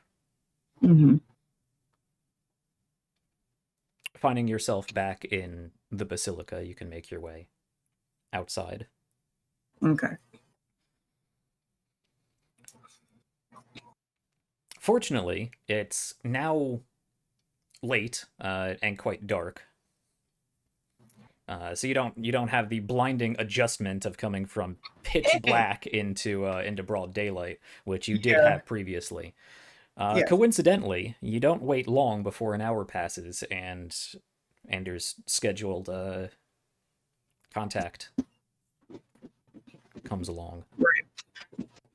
So go ahead, Ander. Unless there is anything anyone else would like to cover within this hour. Shliva would have asked Ander what was going on. Okay, yeah, let's do that. Because he did That's not fair. say anything, Mhm. nor can she read the book over his shoulder. Well, she can't because it's Even all though she gobbledygook. pretended she could. Mm-hmm.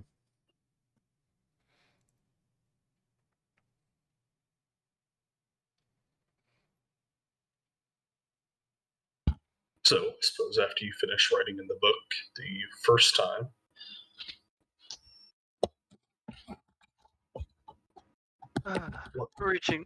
reaching out to try and mend fences if I can, and see if I can get us all back together in one place. do you think that's a good idea?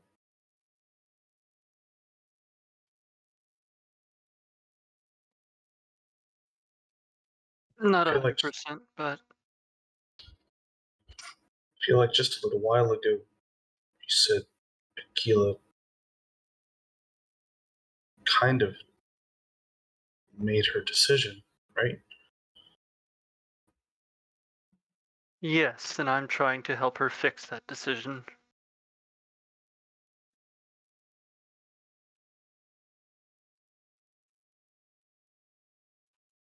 For all of our sakes.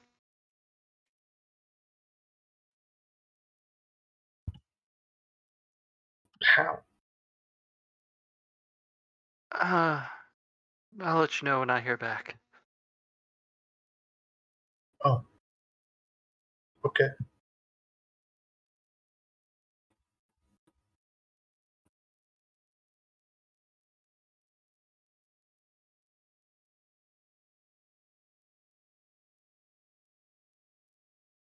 I suppose since Jack's not here. I was So, gonna say, it's like, Akila, you're the one who has to initiate. Yep. So, Akila, did you? Where do things stand? Well, they.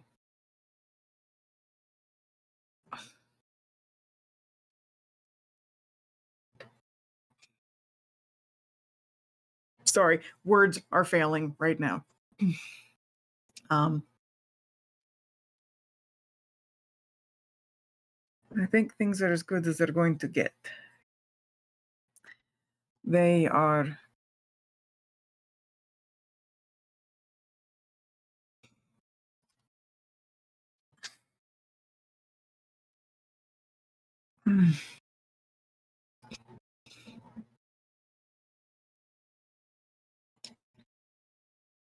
They Hey. want to know if our group can handle securing Timaliba and her cult.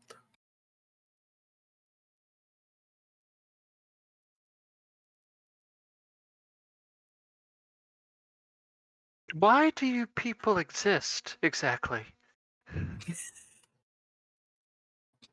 That was the whole point of informing him, is that he has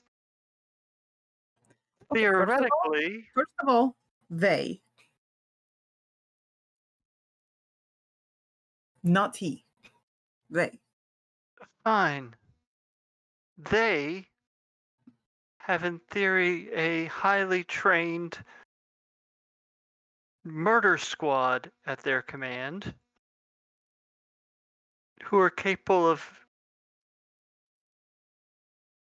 in theory, acting in under the radar.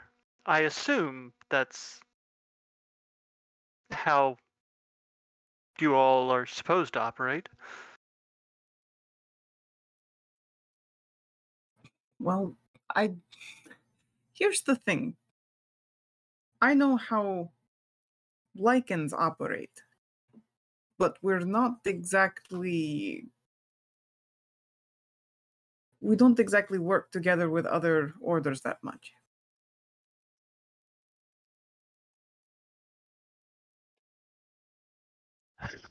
So I don't necessarily know exactly how they operate. Keela, make me an intelligence check. Gonna find out if I do know how they operate. Oh god, I might know. I mean, at the very least, you would know that they are certainly capable of handling this. They probably asked if you were capable of handling this because you already have agents in place, and it's already the plan you were already operating under. Yeah. So they were letting you continue the operation as you had originally laid out. Right. On top of that, especially the Death Seekers are quite covert in their operations and tend to deal with problems like these before they become so blatantly overt. But they can handle or at least greatly assist in this effort if it is deemed necessary.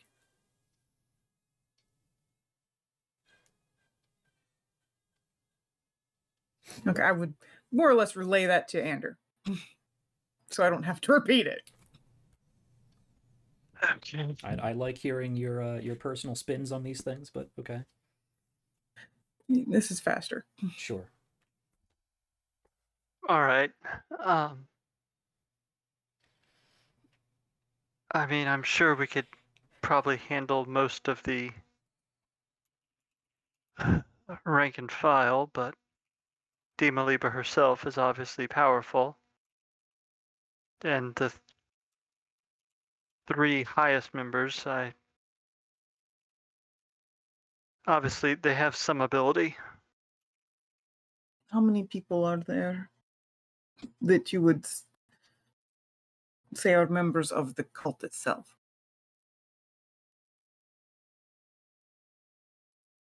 Looking around the room, Jack, how many do I see? Or actually, not even just around the room right now, I guess kind of over the course of the day. How many? Well, you know, two of the three, Mekipse, Arshot, and T2C, are almost always here, unless for some reason all three of them are in conference with Dimaliba somewhere else. On top of that, throughout the day, you've seen probably a total of 10 other women back here. Some coming and going. Currently, there are 8 in addition to the trio and Dimaliba. Each of them probably have about 4 to 6 servants tending to them.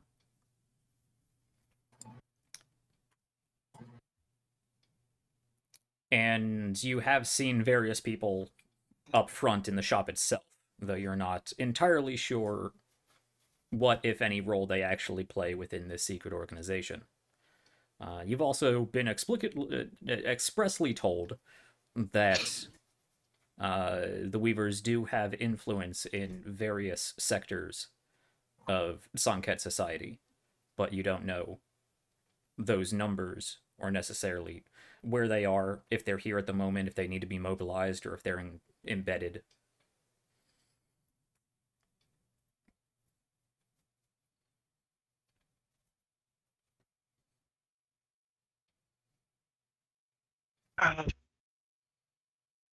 Probably about 70 people total here at any one time. Most of them are enthralled servants of some kind, but I'm sure they would still act. Yeah.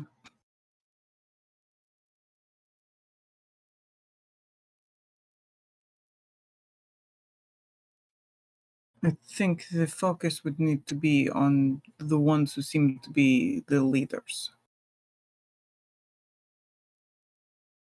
Aside from Dimaliba.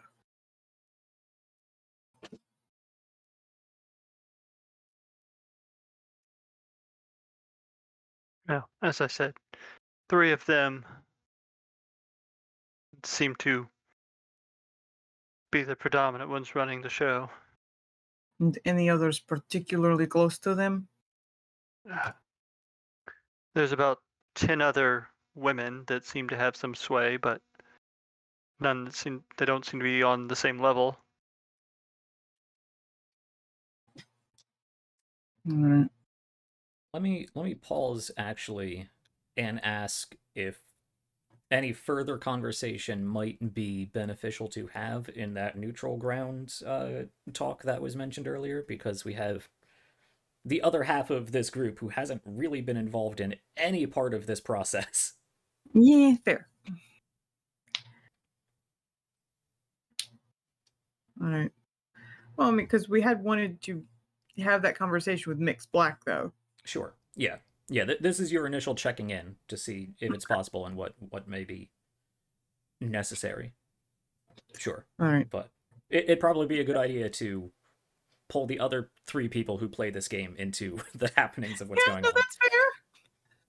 I've been trying to let someone come up with something. Yeah.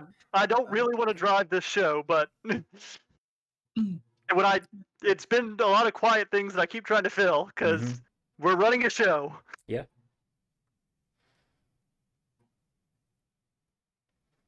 All right. We will meet in person to discuss further.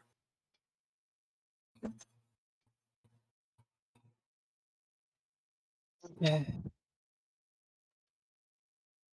and where? Yeah. Aquila, you would know that you would be able to ask Black about probably any number of safe houses that you could visit. Okay. Then So you can tell Ander to call back in like 15 minutes or something, and you can set up a rendezvous. okay. All right. I'll do that. And then yeah, I would go talk to Mixed Black. Okay.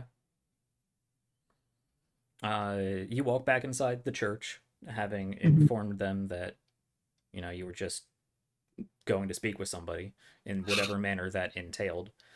You can see that they are standing sort of in the center of this basilica, just where the very edge of 4 candlelight just barely makes them visible. Mm-hmm. You can walk over to them, and as you approach, without really any sort of acknowledgement, he turns around and begins walking to another one of these darkened areas. And following. Yeah. And as you approach behind him without turning around, he reaches back and taps you on the shoulder and connects with the cloth again, and vision goes black. You are pulled gently forward to the well once more. Yeah. All right. I think he's gotten a good handle on the people there, but we want to discuss it all in person, and I think it would be good if you were there as well. Do you have a safe house that we could use for this conversation?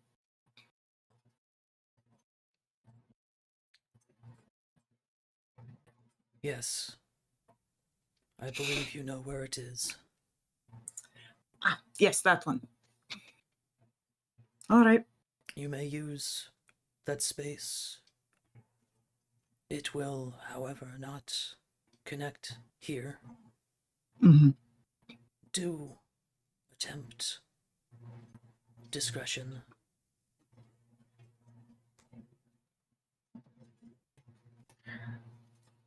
Very well.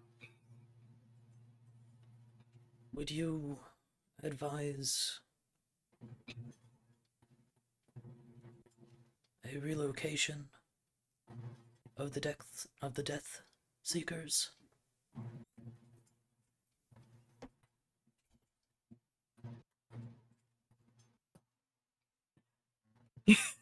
What does that mean? They're currently guarding the docks.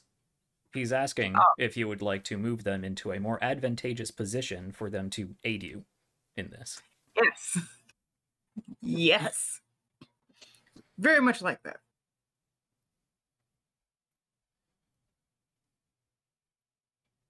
Yes, I think that would be. I think that would be prudent.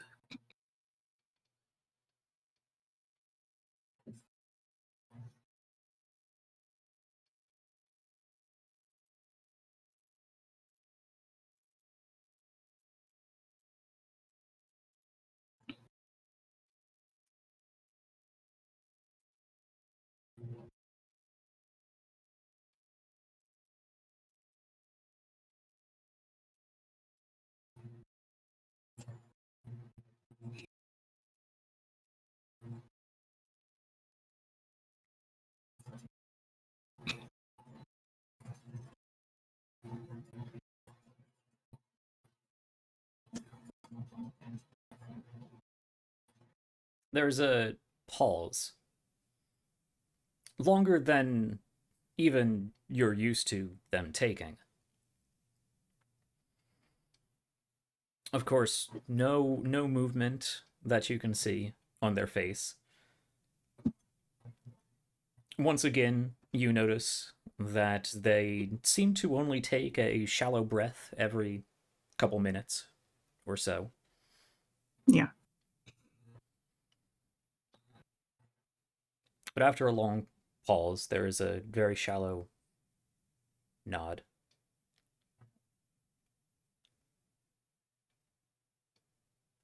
I will recall my Death Seekers here until you provide us the location and details of your operation.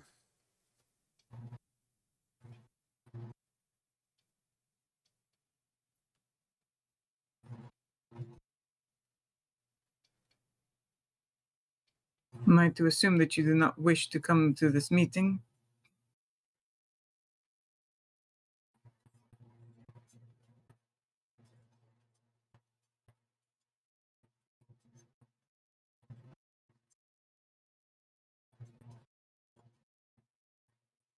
If my presence... You know your forces better than I do.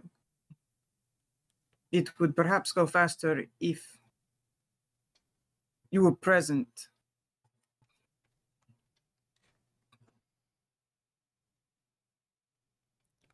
If you believe my presence is necessary, I think it would be beneficial.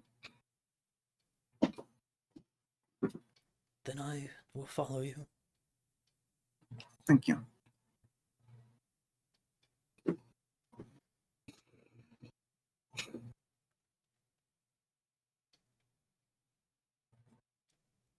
He turns and looks in the direction that, at this point, you presume is the exit. Yep. Going. Okay. You can head out of the void. It's like, tired of Black Void! And make your way out of the church. Yeah. Waiting for the slime. Wait for a couple minutes, yeah, and you get that same eerie sensation as Ander reaches out once more. Yeah. So I would give him the location. Okay. Now I realize... So I guess Tully and Sevgi are around somewhere. I was about to point that out. I realize we haven't really established what Tali and Sevgi were up to, but I believe last we checked they were heading back to the church because Well, they no, were they under got your to jurisdiction. the church. Yeah. I would say they did come back to the church, but then Andrew started talking to Aquila. Yeah. And they sort of faded into the background. So I suppose they Yes. are simply sitting on a stone bench outside of the basilica, waiting to be involved. Watching Aquila go in and out of the church. It's complicated, Wondering. damn it. What she's doing, we're probably just like, I don't know, speculating to ourselves. All right. We've got the meeting. What? got a meeting to get to. Oh, he's been contacting you? Yes. Alrighty then. Of course he's been contacting me. I don't know. It seemed like he didn't want to talk to you, but I mean, I guess that's good. Stop that. Stop talking. Stop talking. You're going to give the ruse away. I'm not saying that part. Yeah, I don't think Tali would be aware of this ruse if. Oh, I know, because I realized. Else. Oh, I know. It's one of those, like. Because he's right there, isn't he? Yes. Or they're right there. Yeah.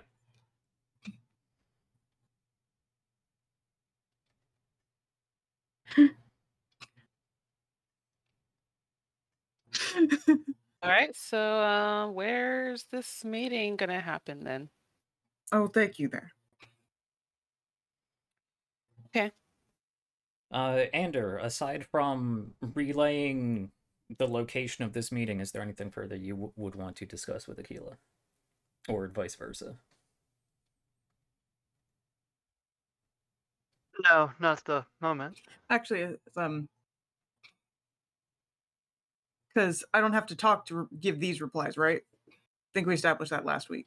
Right. You do have to sort of feign writing, but you can just kind of write on your thigh or something. Yeah. I would say as like message Tali to sort of let her know how to play along with this.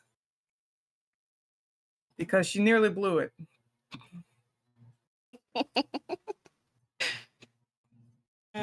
Funny. Just let her know what's going on because I have Mixed Black with me.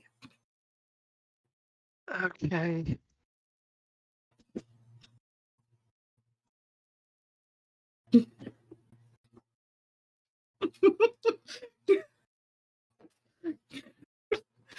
Sort of like, no, it makes perfect sense that she would say these things. Because she was not informed of anything. Nope. It's perfect. No, it makes perfect sense. But it's like, Mixed Black's right there. Aquila can't really tell her any of the details, so it's like, she needs Ander to do it for her. So, yeah.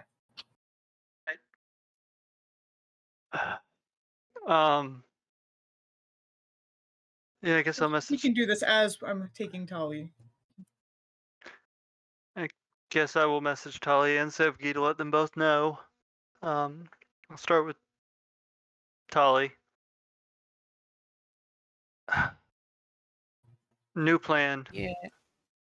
We're not actually getting out of the city with Dimaliba. No good way to do it. So we're going to pretend this was a sting operation. Convince them this was the plan the whole time to get the cult and Dimaliba.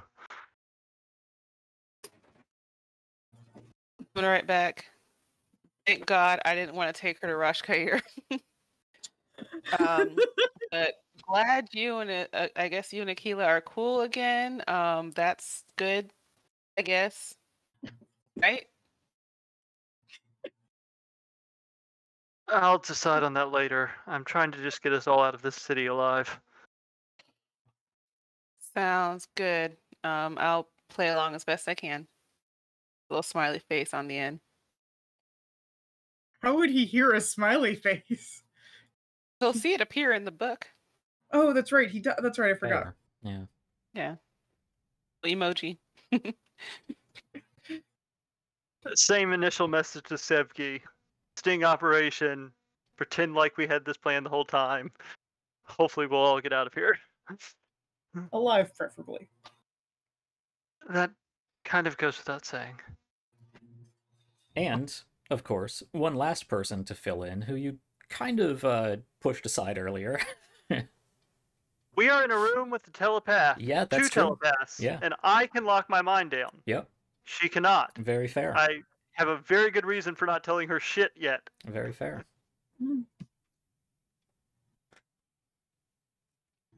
had a plan for that. So,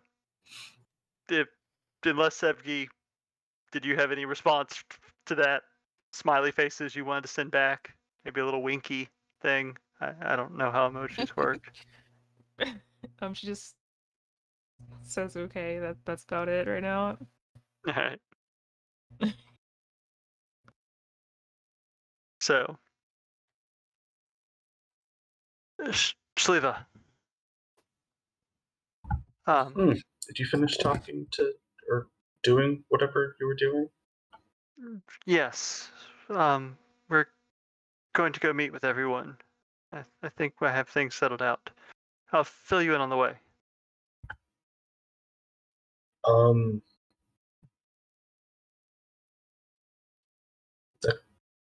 Is this your idea? Yes. Hers?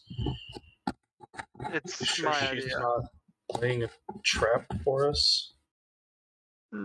I'm fairly sure.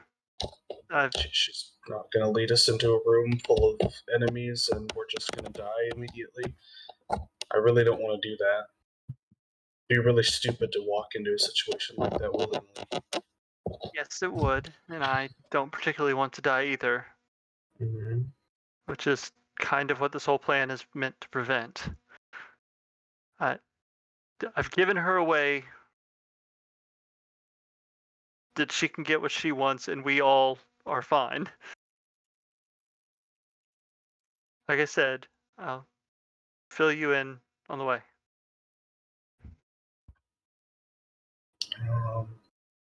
Okay. Trust me. How far are we going? How far away? A 20-minute walk. Okay. About a 20-minute walk or so.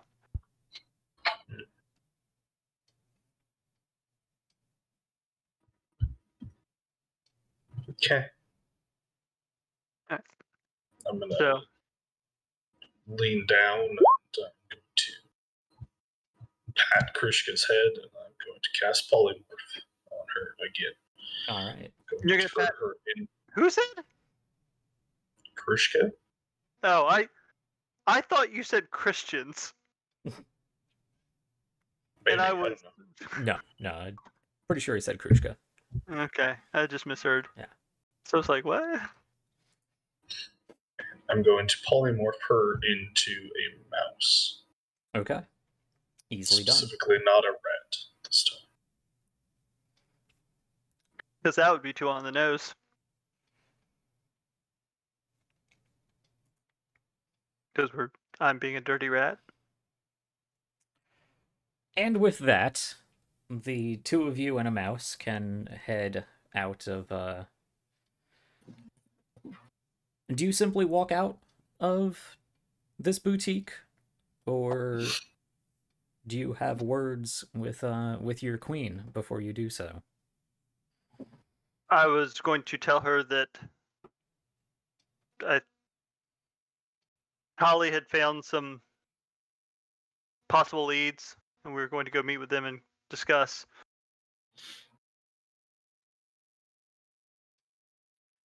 Make me a deception check, Okay.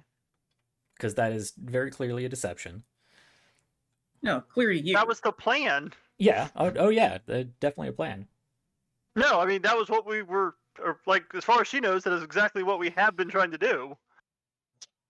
That was discussed last all right. session, yeah. Oh, yeah, she knows that's what you said you were going to do. The thing is, you are not doing what you said you were going to do. You were going to meet in a secret meeting in order to overthrow her.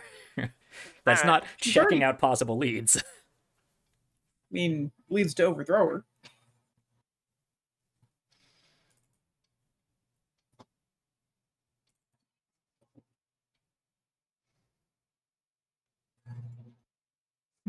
Interesting. He's not letting us see the result.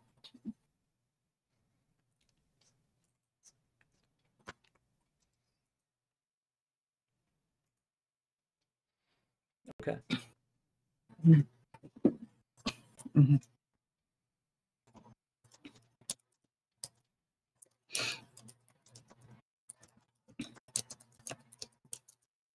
She smiles at you and inclines her head.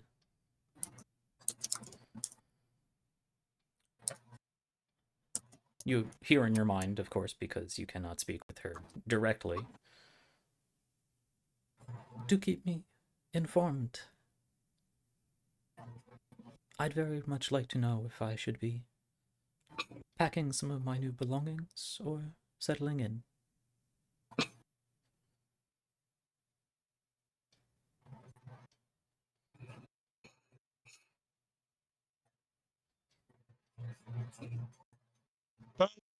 None the wiser, Ander will walk out with Shliva.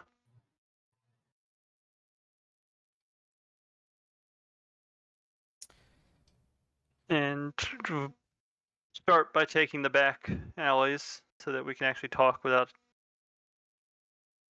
just me having to try to do telepathy while we're invisible. Mm-hmm. Now, let me ask once more. Do you plan to stealth? Keeping in mind that it is night now, the streets are much less crowded, but it is dark.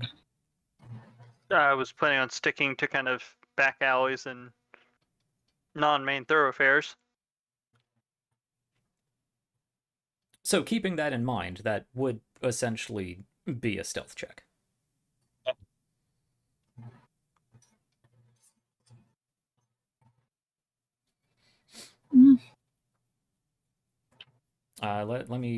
Let's get one from Shliva as well. Cool.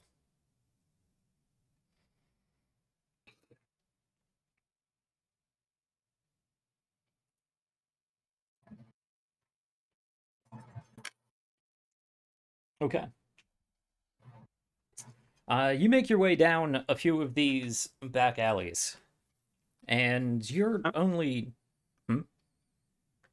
Go ahead. And you're That's what you're gonna say. You're only so familiar with the city, so you kind of have to stop every now and then and peek down and try to triangulate where you're going. Sometimes double back here and there.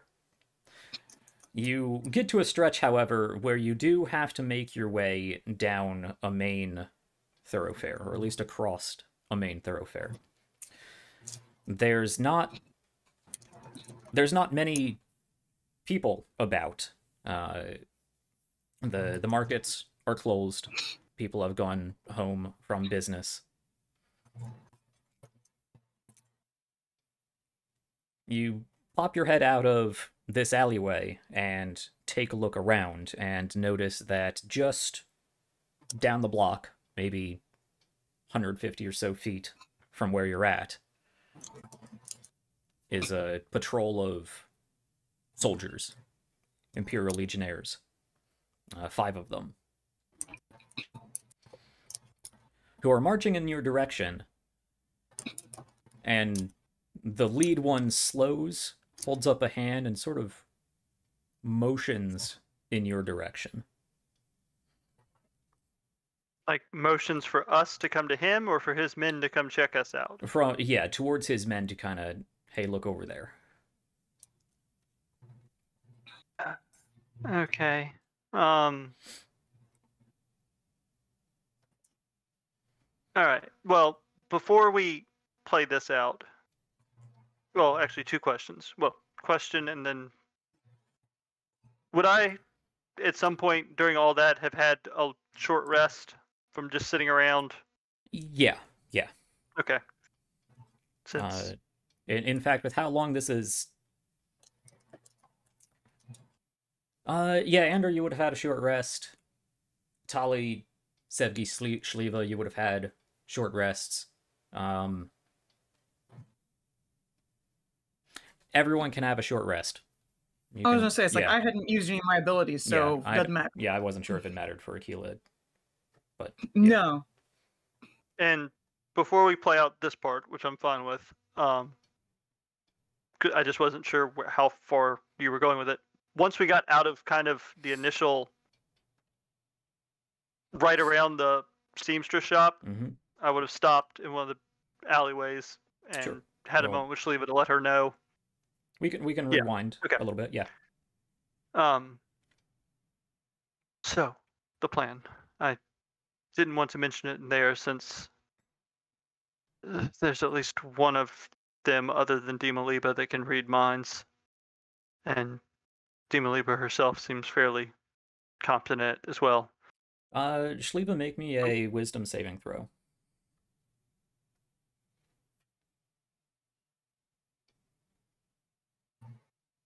Cool. Continue. Great, this is all going to work out wonderfully.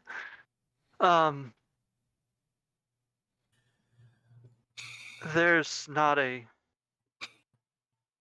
there's not really a great way to get Dimaliba out of this city into Rashkair. Finding a gate address that's not controlled by the arcane census, there doesn't seem to be any leads on that. And I don't know about you, but I don't think anyone else in this group, and especially not me, has the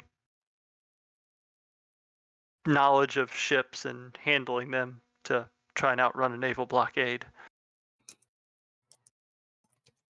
My plan is to convince the whatever that death order that Aquila has been working with, that this was a planned operation, that we were trying to find where Dimaliba's people were, so that the whole problem could be nipped in the bud. And send them in, giving our actions a reason that was for the Empire. Isn't Aquila going to be mad that all of her ghost people friends die?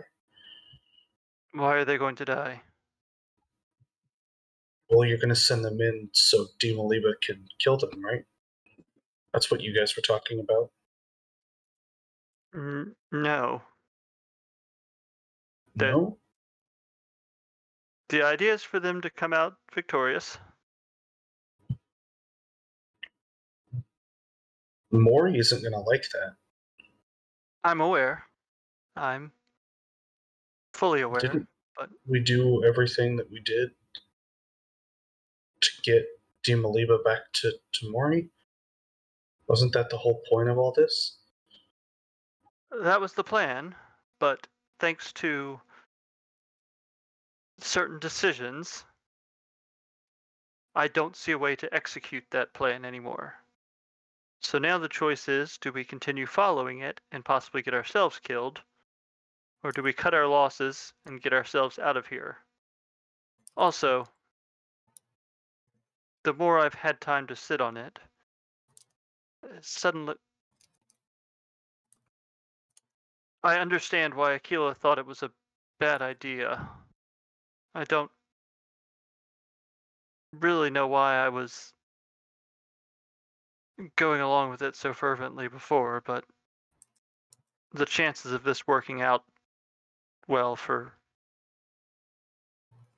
well, most of the people in the city are probably slim to none. They made a compelling argument, I suppose, but at the time, but it's falling apart. But Mori wanted her.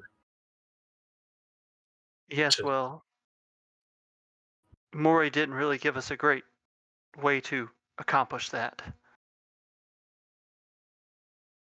I mean, we convinced her to come with us really easily, I think. We did, but now we're in a city that's on lockdown with the possible 3 most powerful forces in it trying to hunt her down. The idea was to get her out of here with no one knowing, and that is no longer the case. And if it comes down to making Moriadessa happy and keeping Dima Liba alive, or getting this group out of here alive, and the rest of them can go jump off something tall, I'm going to get us out of here.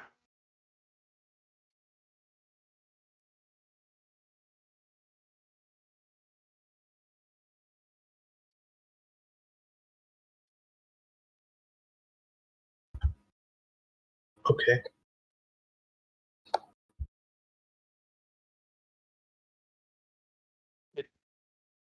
Back to Genavium. You can go back to, I'm sure, whatever life you were enjoying much more before this, and never have to deal with us again. But I'm going to do my best to get you back there. And that original plan, I don't think, was going to do it.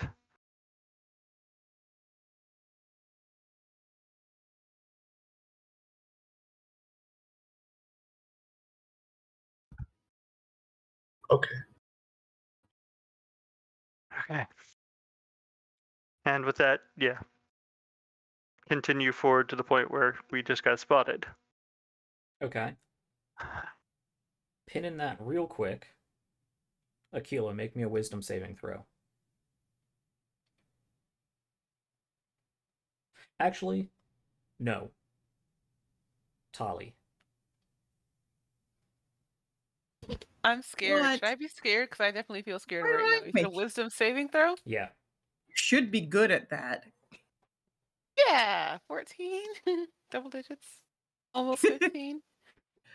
Almost Is it against 15. being charmed? Do I get advantage from being an elf? No. Dang. So It's a wisdom save, not a charisma save. Oh, back you're right. at that it's not a charm effect. Back at the crossroads that Ander and Shliva have to go past. Yes, you notice after having this conversation and snaking your way down a few more alleyways that this patrol of guards looks like they have taken notice to two hooded figures peeking their head out of an alleyway in the middle of the night. What's in this alley? And how far down are they? They're about 150 feet down. They don't look like they're immediately breaking out into a sprint. They look like they're walking a little faster than usual. They haven't called out for you just yet. As far as what's in the alley, what do you want to be in the alley? What would help you? Help me set the scene. Are you looking for something specific? I'm looking for something to... So my plan is to cast invisibility on the both of us. And then... But if they are searching an alley, and I'm assuming they have pole arms or something like that, they're probably poking at things, if they don't see anyone in there, they're going to start looking. Mm-hmm. I'm trying to find something that prevents us from physically being found. Something I can either climb out of reach or get us both into that someone is unlikely to poke into. Yeah, down this alleyway, there is what looks to be some sort of access to a root cellar. However, it does have a lock on it. There is the walls of one of the buildings looks like it's actually made of brick, and it in places the stucco around the brick on the outside of this building has worn away to the point where you may be able to climb the surface of this wall. Of course, you would have a lot easier time with that with your gloves. And there's various crates and sacks about, none of them large enough for you to fit inside, but perhaps you could conceal yourself within a mass of them. So you have your pick of potential options. But only about 10-15 seconds or so to figure out what you're doing. Turn back quickly to Shliva. How's your climbing?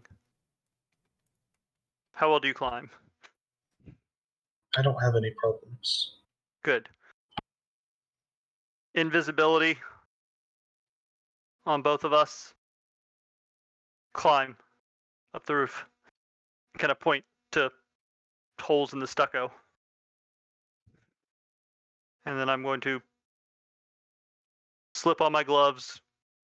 Well, they're probably already on, honestly. Waiting for her to get up, or at least a good chunk, and then if I have time for the guards are going to get to us, because I don't want to be climbing and disturb the stucco if they come down. Start climbing up after. Shaliva, go ahead and make me an athletics check to climb, unless you're doing any other sort of fanciness. Druid shenanigans.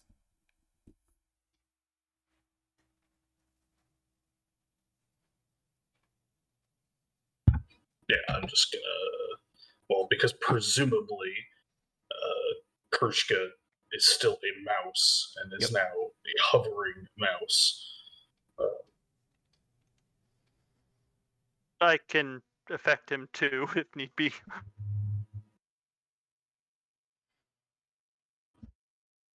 Sure. Yeah, and Andrew, you would know that she was there, and you are capable of affecting enough creatures for that. So yeah, you can. Yeah, you don't have to worry about Krushka.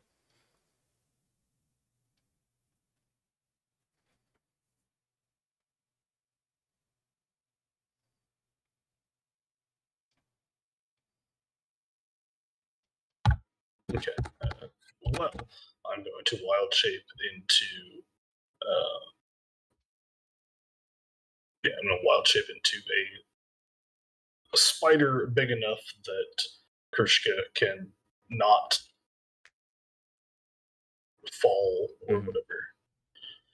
I guess I'll climb up the roof. Okay. I don't think that affects the invisibility because that's concentration on Anders' end. Not that wild shape affects concentration, I don't believe. So with a spider's spider climb ability, you don't even have to roll. Ander, you see the very faintest of dust and whatnot fall from the remaining stucco of this wall, as you assume she makes it to the top. And you can climb on after. I'm not going to make you roll either because of these gloves. The two of you manage to get up the wall, up to the roof of this building, which is, it's only a one-story building at this point, but it does go up to a second-story building further towards the exit into this thoroughfare, which you can easily climb up as well if you would like. But the guards round the corner look around.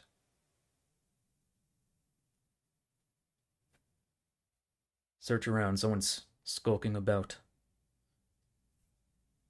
He waves around at the various things in the alleyway, and they make their way down and start pulling sacks out of this pile of sacks and barrels and whatnot. And go over to the locked cellar pad and give the lock a pull. Bang on it with the pommel of their sword. It looks like they're busy investigating the area for now. Do you want to just wait for them to leave, or would you like to try to continue moving on in your invisible form? I'm going to wait. Okay. But a couple minutes goes by. They don't bother climbing the walls. A couple minutes goes by. You can see a few of them split off down either end of the other back alley. Eventually, they murmur something about, thieves and pickpockets and dirty street rats, and go about their business.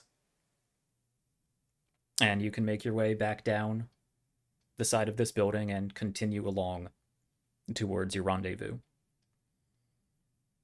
That being the only main complication that comes up, Aquila, Sevgi, Tali, and of course, Queer and Black, you make it to this rendezvous, this safe house.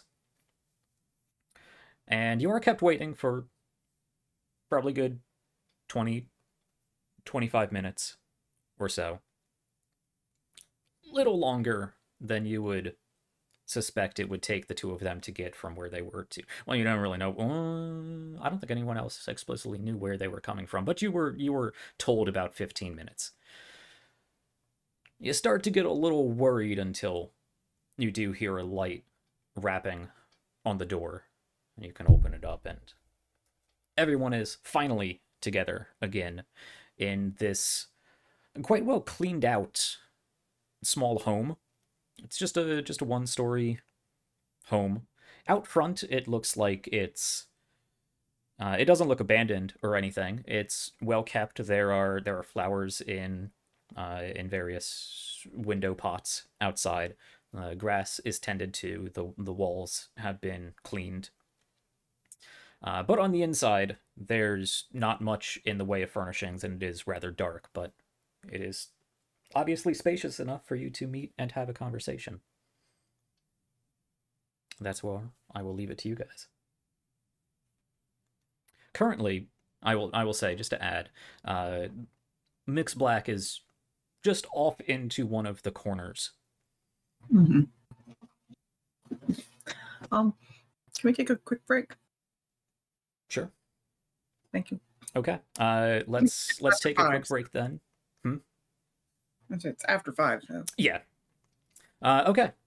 Let's take a quick break then. We did go a little longer from our break, but we had a lot of things flowing through. Now that everybody is back together, let's take a quick break, get up, stretch your legs, get some snacks, do what you need to do, and we will meet back and hopefully have some sort of some conversation and get things moving along. Hopefully. All right. I mean, things have progressed. I don't want to make that sound like things haven't been moving along. So we're gonna take let's say 8-minute break somewhere about. Stay with us. It's I hope it's been interesting to this point, and I'm sure it will continue being interesting, because I don't know if anybody's been paying attention to me while everything is going on, but man, there is so many things happening in the background. Stay tuned. We'll be right back.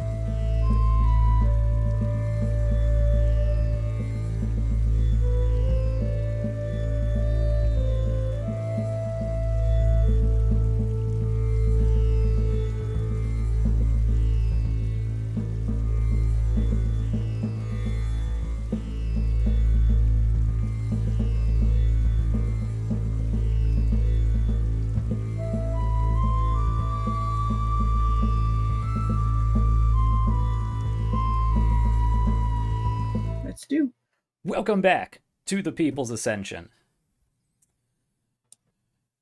We're ready for a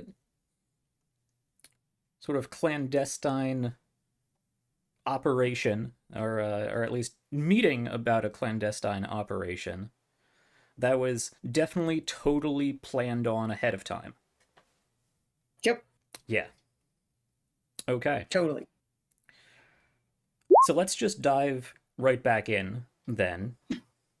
We find ourselves at this querent safe house, we'll say. The group is finally back together. I assume at this point, once the two of you and a mouse are led inside, that Ander, you drop the invisibility. Yeah. When that happens, let me ask, do we see Shliva or do we see a mouse riding a spider? I suppose that depends on how long it's been.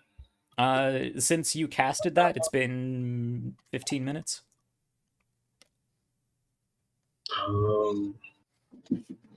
You'll definitely see Krushka as a mouse because it would be impossible to carry her otherwise. But I think once we were no longer climbing on roofs, Shliva would have dropped wild shape. Okay.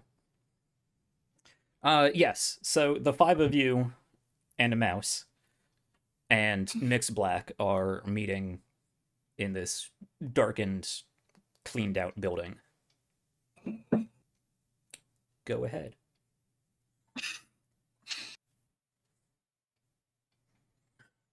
All right. So,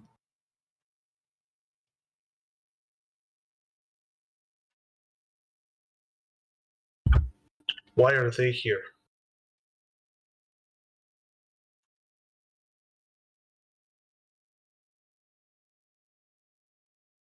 Huh?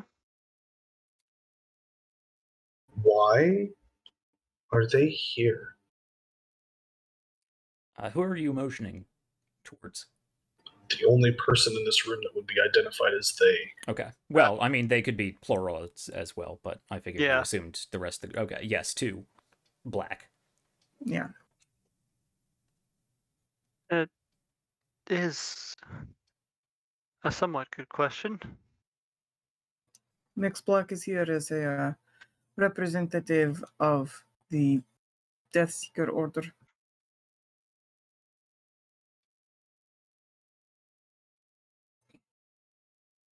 I'm gonna look Aquila dead in the eyes and telepathically, I told you to set up a meeting with you, me, and him. Not all of us and him.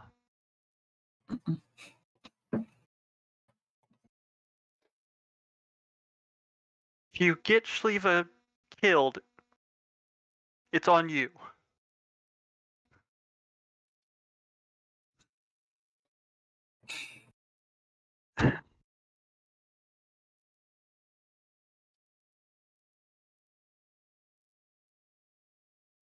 Well, we've managed to infiltrate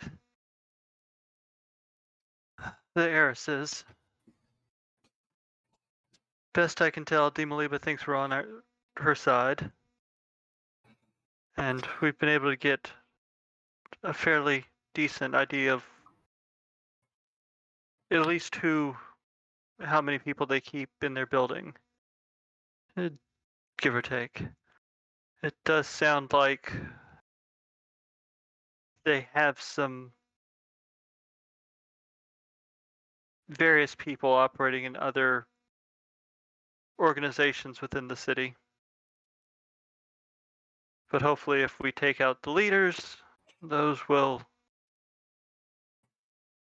either be able to be found out in time or simply fall apart.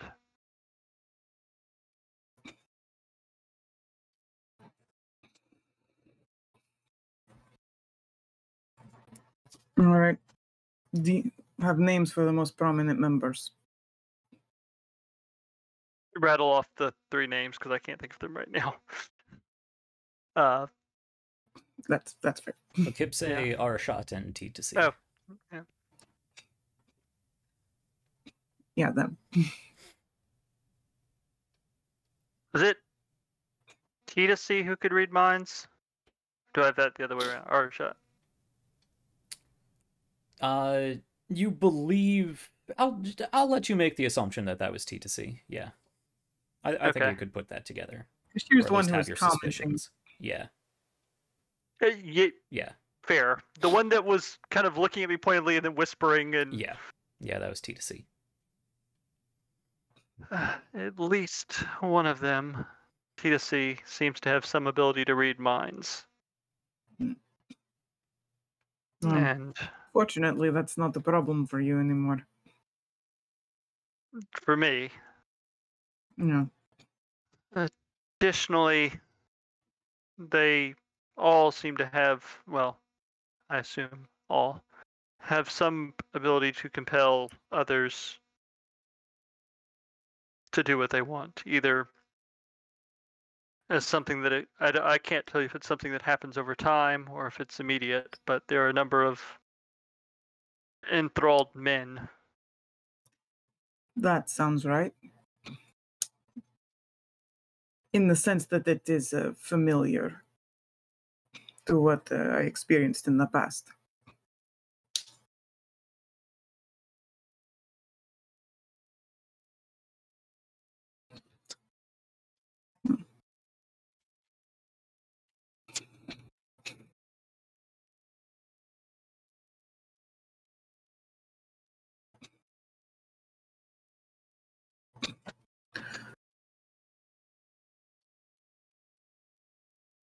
So I would think the ideal situation would be to have enough forces in place to be able to take the building and its occupants very quickly before any of them can get out. The ideal would be to take it quietly.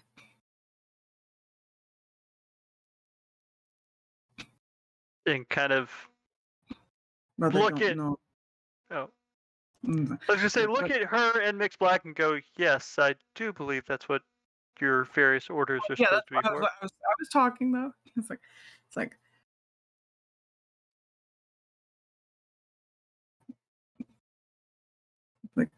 yes, but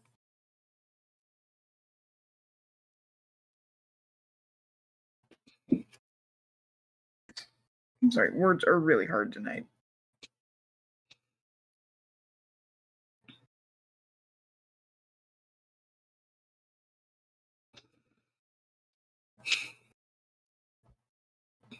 So, how many people in general would be in there? As I mentioned before, about 10 women other than the three who seem to be leading it. We can try to get all three of the leaders in there. Generally, there's almost always two, but there are times where the three of them are all together. Yes, all three would be best. But beyond that, around 10 or so other women and 5 to 6 attendants for each of them.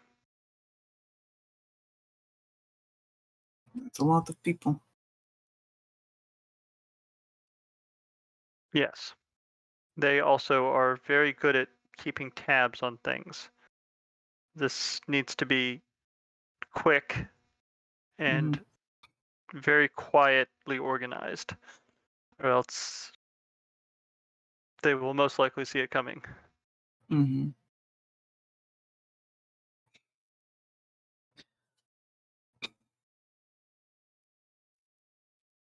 You've said that Dimaliba seems to believe you, but we can't be completely certain that they don't suspect something. It is probably just safer to assume that they have suspicions of something going on.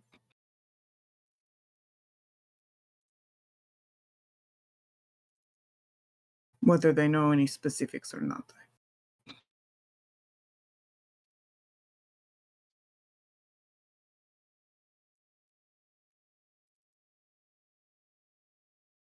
Okay.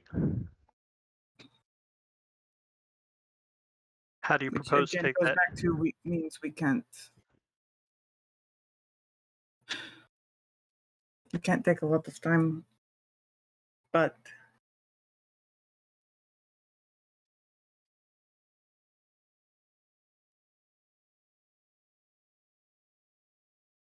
if we're going to get all of them at once, then it would be easiest if you were back in there so you could tell us when all are present. Lovely. What, you don't like being surrounded by attractive women? I'm teasing you. I get that it's dangerous. He is staring You're- daggers at Aquila.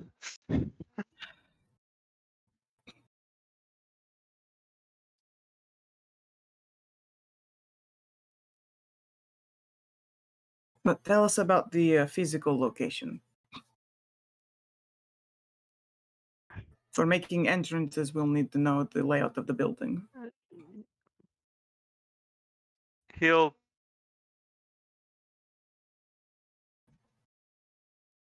Do we have a map of the city anywhere in here? Yeah, you guys would have been able to grab like a touristy version of the map. It doesn't have every little street. It's kind of just broken down into districts, but you can kind of be like it's somewhere over in this like 3-4 block radius area,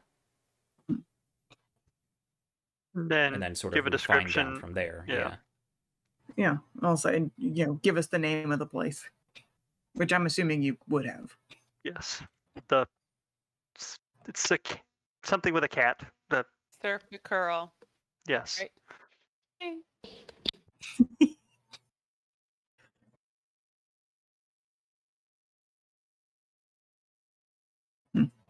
Tali, take a D4 inspiration for remembering obscure lore information. I mean, you've said it several times. I also But- wrote it down yeah. like twice. Yeah.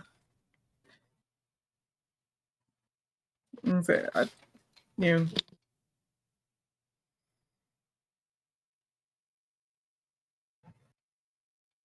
So, look at Max Black. It's like, do you have any familiarity with that location?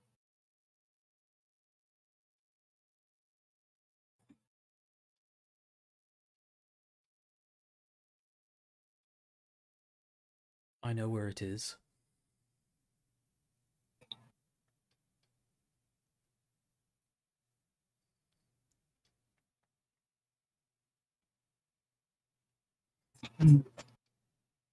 Okay, so I guess Andrew gives us sort of a rough layout of the building and whatnot.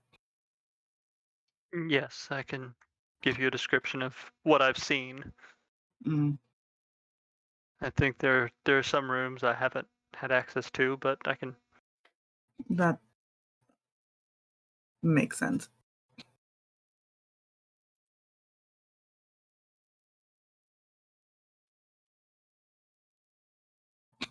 Yeah, I mean, basically it opens up into the storefront, the store's lobby. Then there's a hallway that goes past what looks like a couple actual seamstress rooms and other places where they actually make and store things for the business before it goes back Right. into another section of the building, which may actually be the building behind it where the wall was knocked down and just sort of continued on backwards before it opens up into that much larger area. There is at least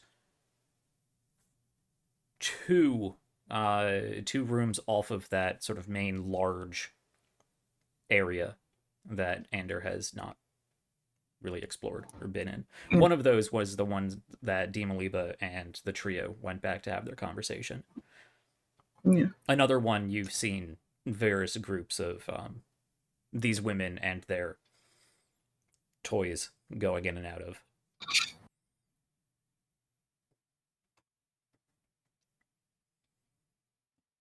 Hmm. And just the one entrance? Yes, as far as Andrew's aware, just the one entrance.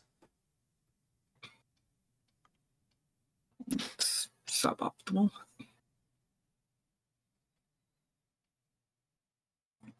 Were any windows? Not in the back room. There's a window that looks into the storefront. Hmm. Is it just one story? Yeah. Okay.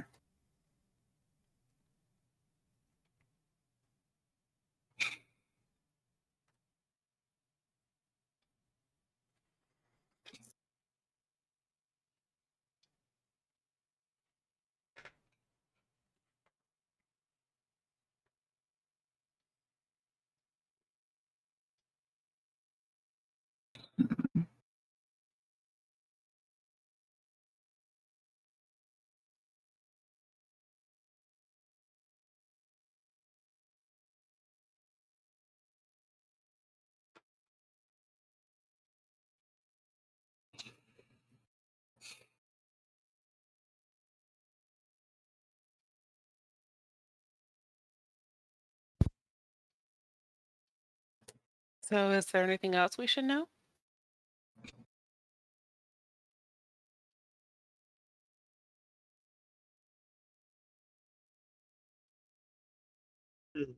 Not that I can think of.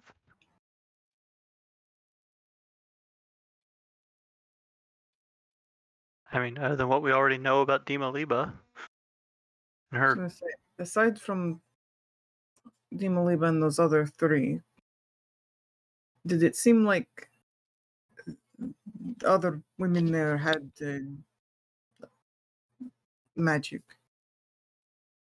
I haven't seen any other than the general fact that they seem to be able to compel people. But Well, that could count.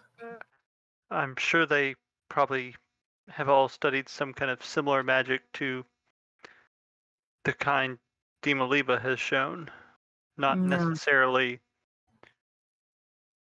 our normal,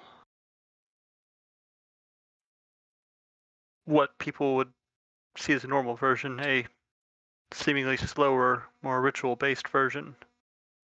Mm, Hence another reason to not give them any time to prepare. that would be good.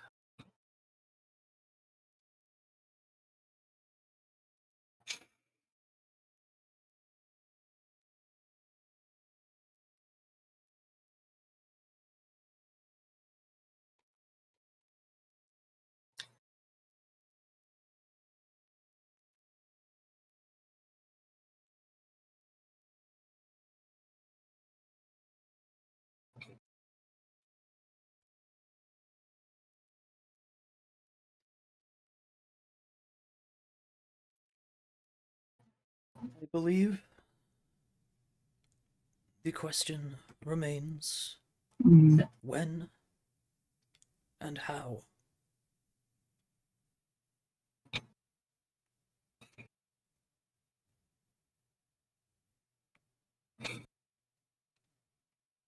Well, I mean, I can get a signal out to Aquila when all three of them are there.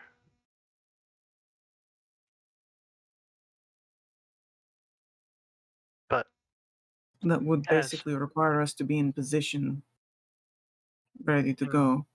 yes,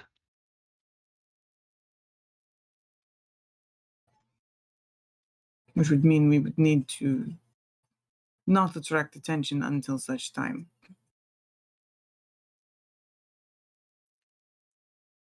Is an unassuming location. Likely why they chose the area. Hmm.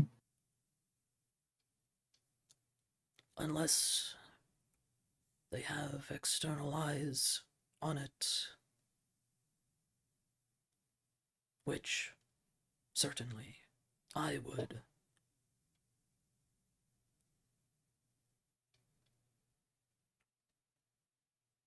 incident One for could assume a low profile nearby if they are discreet and unassuming enough themselves. Yes, which unfortunately leaves me sort of out of it. My Death Seekers Hmm. will be able to infiltrate this building quickly. Unless, of course, they have unusual defenses and barriers. Mm. If they can manipulate minds, there's a certain amount of defense there.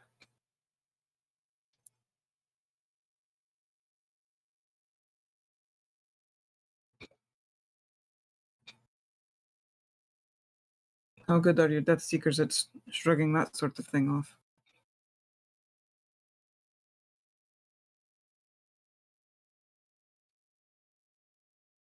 We have well-disciplined minds, as should you.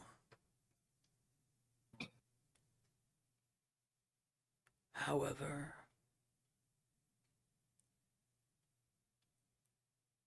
you Therianthropes have always been a more Volatile? passionate,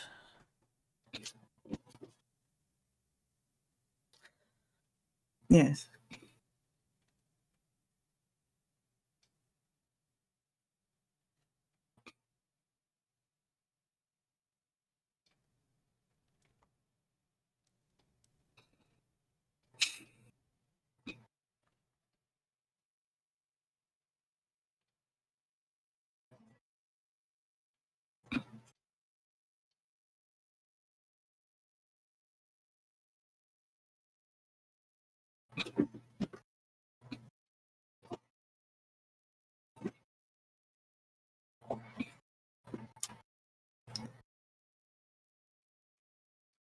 You are questioning my suitability?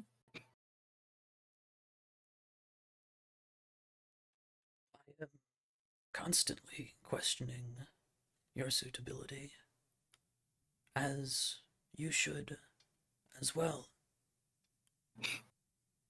I do.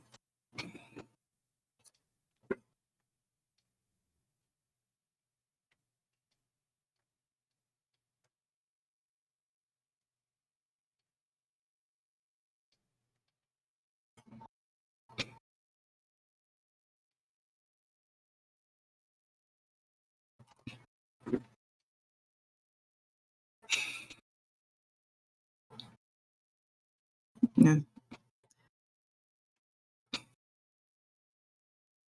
So yes, we will need to set up people outside so that they can go in quickly when the signal is given. Easily enough done. At least for ourselves. Hmm. There's the slightest of turn to his head as you assume he's looking more widely at the group as a whole. I am unfamiliar with the breadth of your various abilities. Stone, however, makes poor walls against the Death Seekers.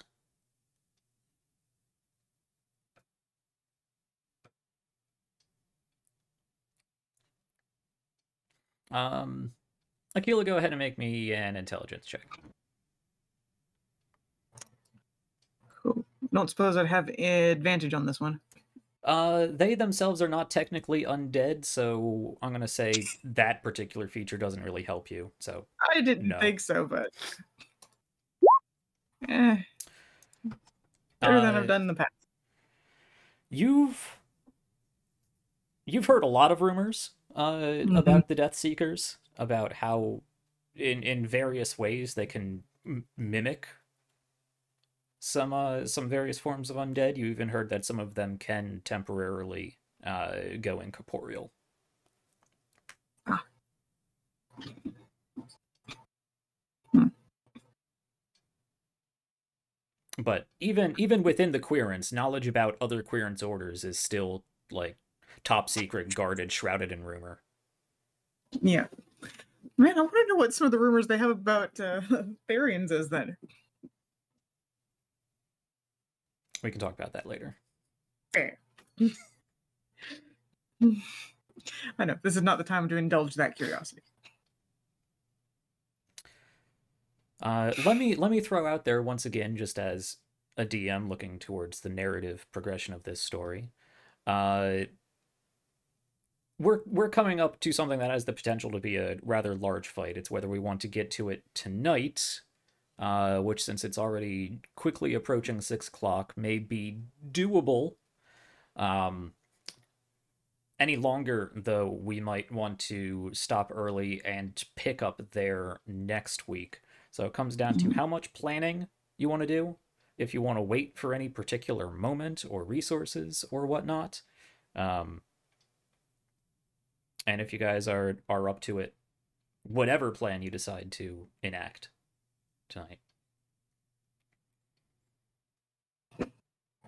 Yeah. So basically, Black has like infiltrator troops that can presumably just like phase through the wall and go straight into the area they need to be in.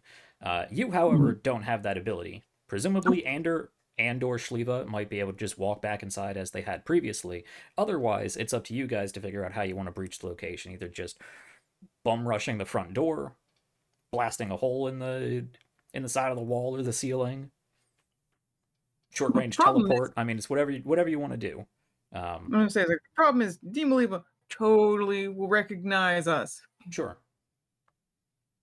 So that might not be such an issue with Tali and Sevgi, but with Akila, definitely going to be a problem if she shows up. Well, by the time Akila shows up, I mean, that right there is shit hitting the fan.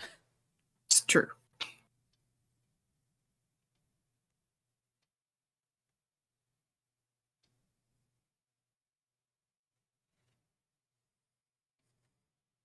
Do we have the processing power tonight to deal with this? I want to have a scene at whenever the next short rest is. Or, sorry, long rest is, rather. Whether that means that we're taking one or what have you. Okay. Yeah, Tali's going to need a long rest at some point before we do this. His spell slots. Okay. Right.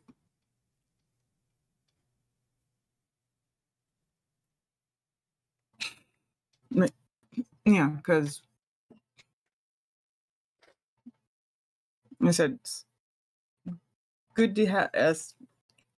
Having Ander in there is kind of important because then we can make sure that the head ladies are there.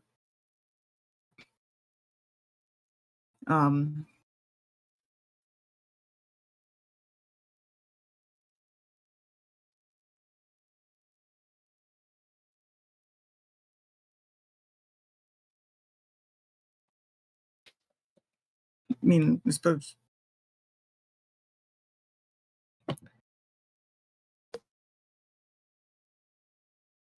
because again, it's like we only know of the one entrance through the front. Right.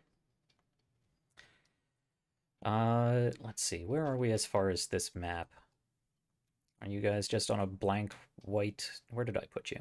No, we're still on the dungeon. You're still in the dungeon. Yeah. Two. Okay. Which I see all the various pieces you built the dungeon out of. Yeah, I took away the fog of war. Yeah. Yeah, if you scroll all the way up to the top left, let's see if I can make a real crude drawing here. To the top and to the left. Box. I still have the turn order thing up. I gotta move that out of the way. Yeah, same.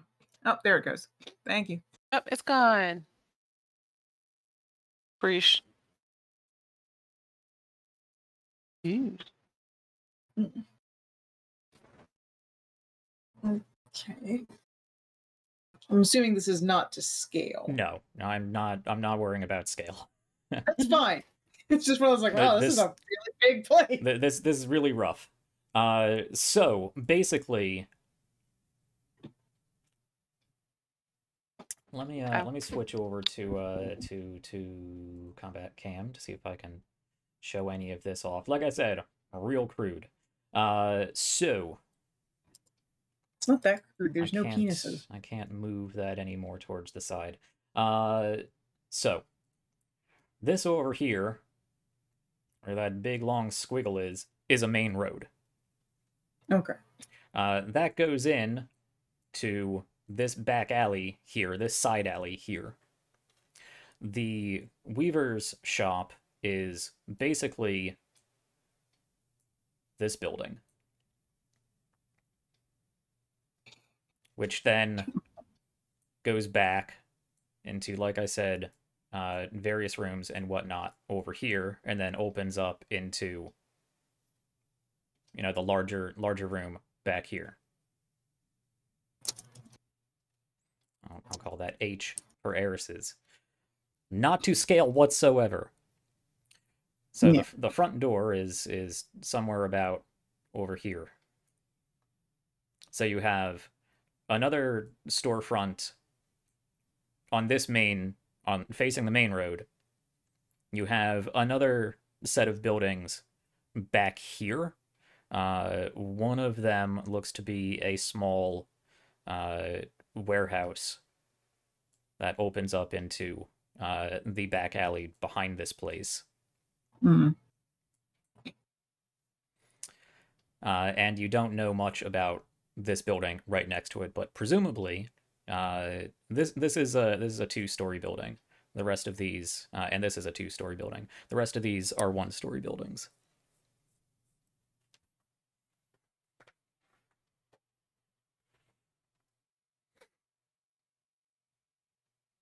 And what's this one across that one?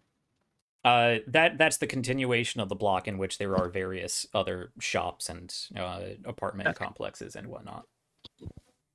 It's just on the other side of the alley. There are no doors on any of these walls down this alleyway.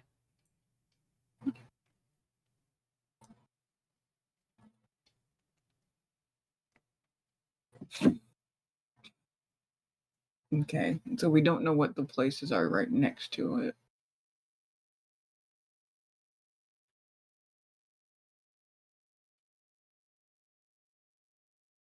Hmm.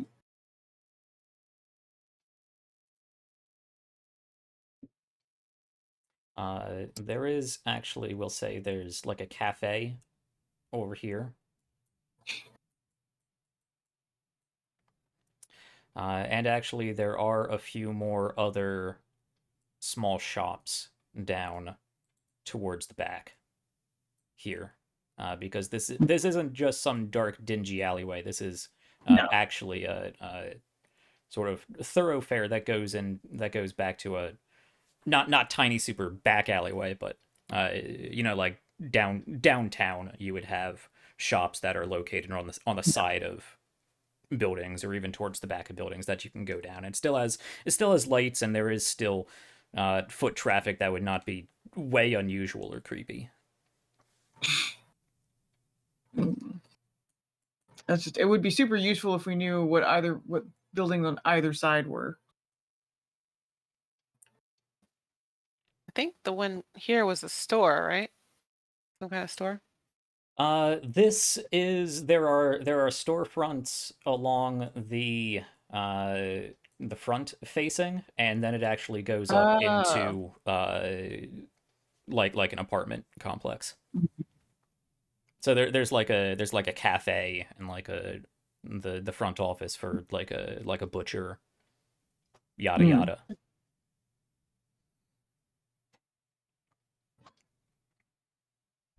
Hmm.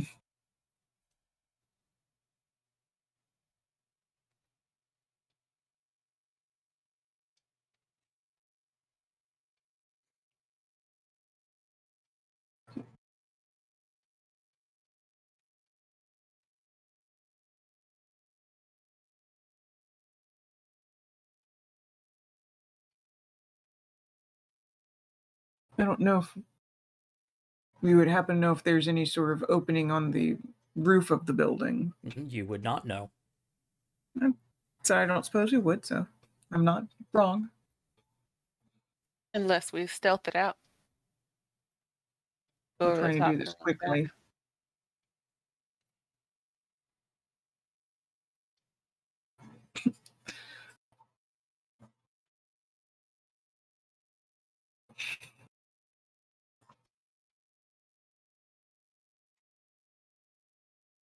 Or I can just use shatter and put a hole in the building.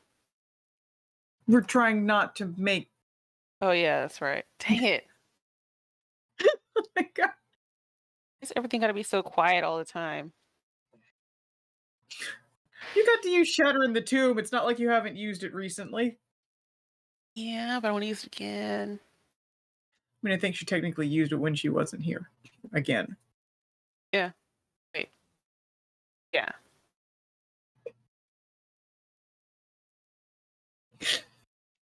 Never when you're here.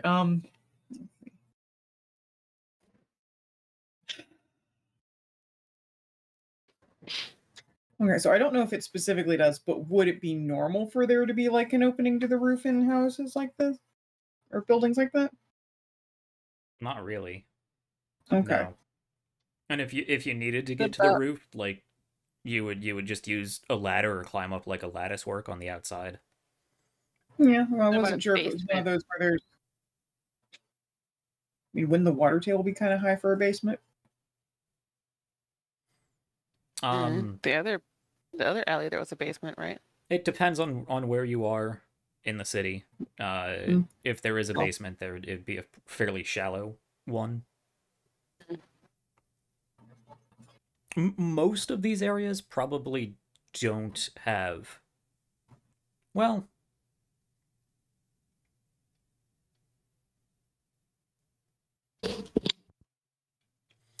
what do we have around here? There actually probably is a basement underneath the storefront and apartment building over here, though you're not exactly sure where it would be located, and it's certainly not the entire first floor footprint.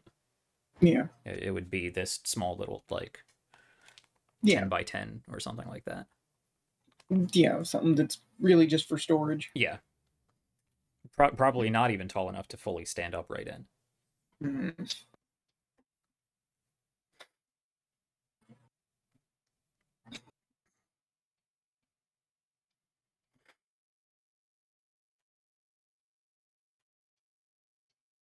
I don't like it, but it does seem like we don't have to go in through the front.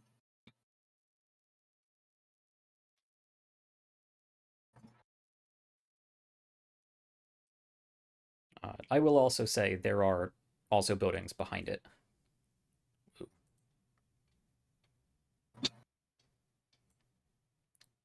Stop that. Are the buildings behind it like sharing a wall, or is there another alley? Yeah, Yeah, they're it's sharing a like- wall. Okay, so Okay, yeah, cool. right. What's on the other side? Buildings. Yeah, various other buildings and apartment complexes and whatnot. Okay, so nothing really need to be specific. So I was thinking we can do this like, bank heist style where we just like drill through the wall. No, that would take too long. Never mind.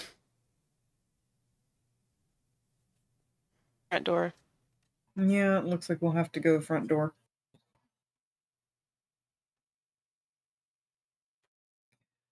Unless, of course, they're using the building behind to have a secret exit. That would be cool. Be something I'd do.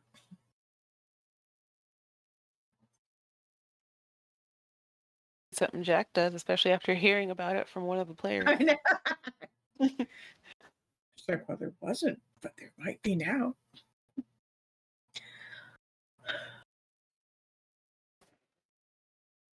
Again, the problem is it's like we're trying to get this done quick.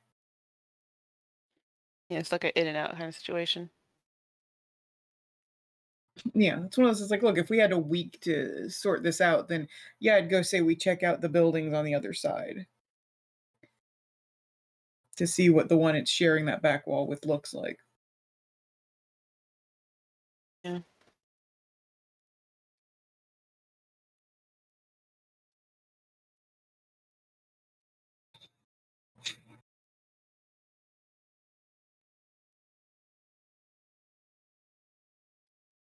Are we not taking a long rest before we do this?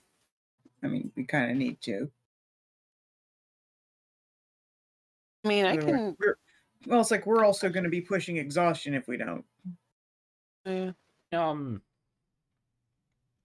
I mean, this isn't a whole dungeon. It's not going to take hours and hours to clear. It'd take you half an hour to get back there, maybe an hour to set up, and then you breach, and it'll probably all be over in like 10 minutes, if that.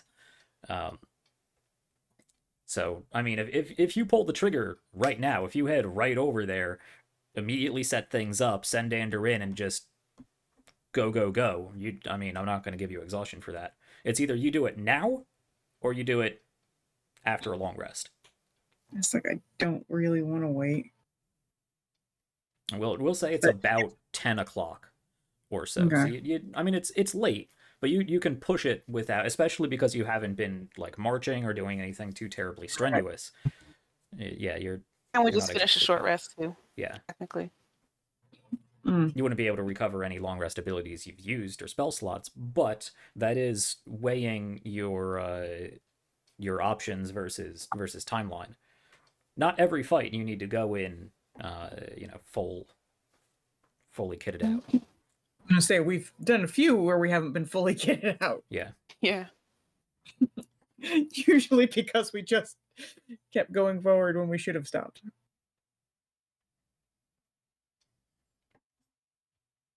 The game assumes that you do more than a single thing per day. Whether that be multiple combats or social things or using spells for, versatility and whatnot. So, I mean, don't assume you have to go into every fight at maximum health and maximum spell slots and all of your abilities unlocked. And I don't think that we should give them time. You have a point. Time, I think, is of greater benefit to them than to us.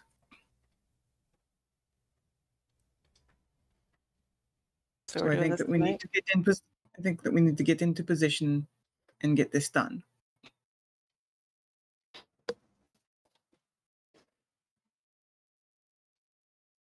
All right.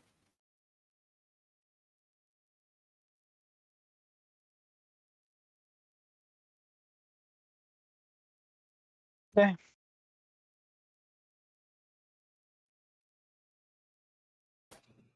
All right. Let me ask, Christian, you said you wanted to do something during a long rest. If we don't have a long rest, how does that make you feel? Is that doable? I will do it. I will do it now, then. Okay. For the moment we leave the building, it's going to be more pleasant for me the other way.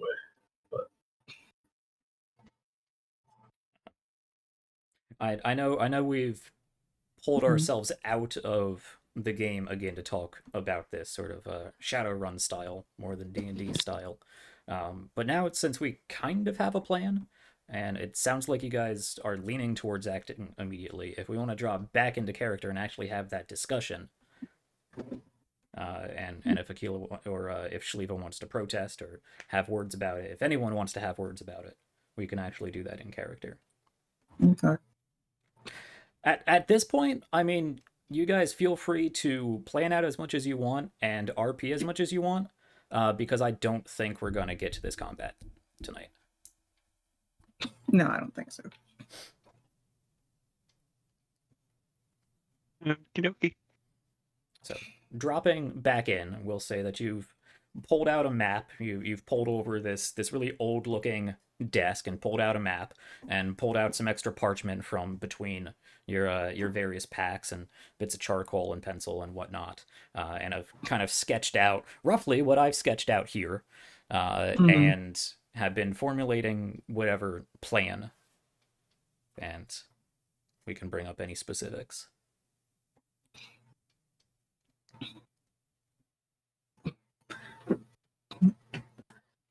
Right. So, and we need you to go back inside and so you can be certain of when Dimaliba and the other three are all there. You can notify myself. At which point, guess we'd work out some sort of signal for Mix Black and his clients to infiltrate, and we infiltrate as well. Okay. And we try to get this done quickly.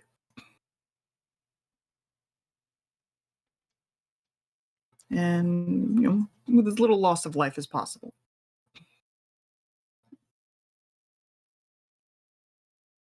A plan.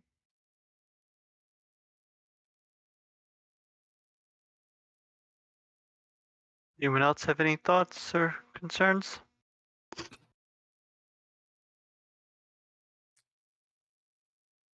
The detainment, or if necessary, dispatching of Dimaliba must be our primary and unwavering focus. Yes. Should anyone get in the way of that, enthralled against their will or not, for the safety of the Empire, they may be forfeit. I understand. I was more saying not seeking out killing. The cultists are likewise of lesser value, and likely would be put to death upon their capture, regardless. Yeah. Do not concern yourself with the heretical. The leaders of this cult, the three you mentioned, and the ancient queen, may be prioritized for containment if reasonably possible. However, they have shown capable of manipulation, coercion, and flight. If we cannot be certain of their containment, they can be put down,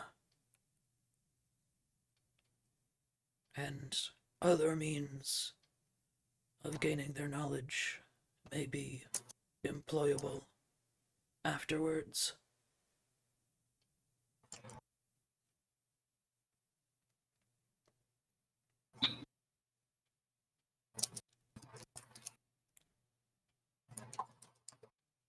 I can have my Death Seekers positioned within the other nearby buildings.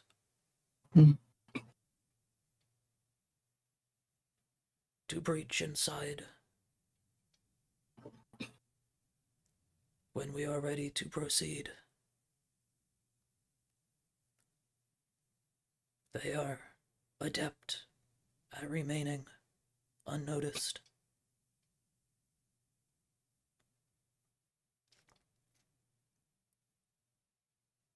All right.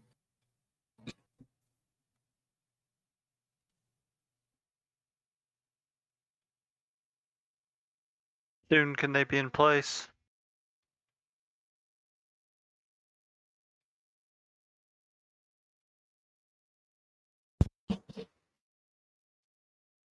Within the hour.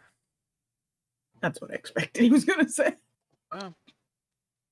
Efficient. About as quickly as I assume you can be in place. Yes. As for signaling your when we are to go,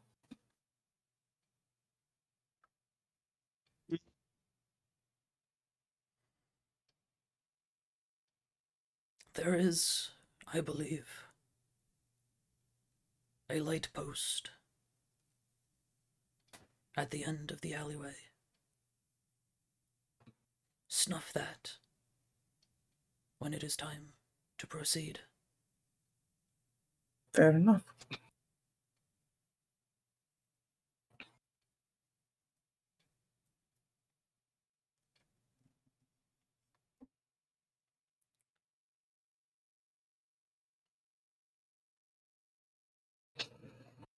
Then I suppose we have our plan. Then see to any final preparations. And I will retire to set my Death Seekers to their trap. Very well. Suppose that we will see you there when the time comes. As soon as you say very well, there's a slight turn to his head again as he finishes addressing you and simply walks towards the door and outside.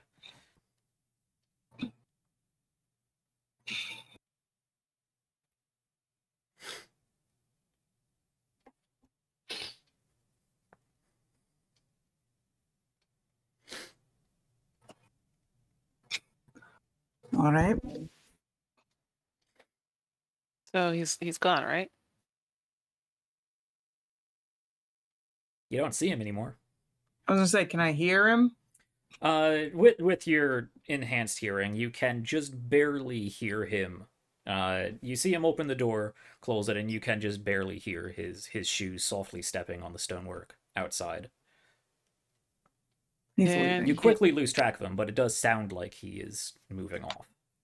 It's like it sounds like he's leaving.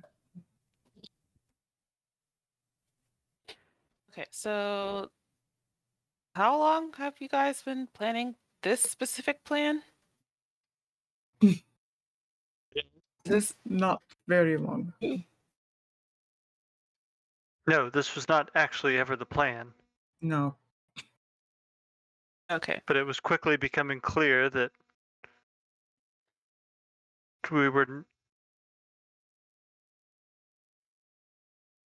things weren't going to work out the other way. And while I may be frustrated with some of the choices that were made leading up to this, I don't want to leave anyone here or risk anyone getting killed over stupid decisions on multiple people's parts. This seemed like the best course of action that gets us all out of here and out from under the eyes of both the prefect and Mixed census. Black and the census as well. Yeah, that's going to be interesting. Couldn't have happened to a nicer group of people.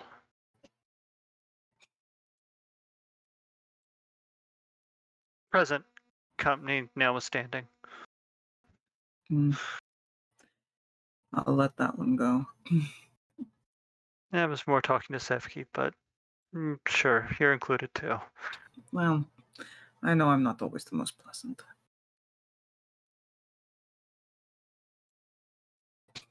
Oh, All right. Shliva, having hung back for pretty much the entirety of whatever planning was happening, is going to approach the table. Just slowly put two purple armbands down on the table, grabbing a writing utensil, and just somewhere on the map that was drawn, she's just going to write out, be honest with each other, and put the pencil down.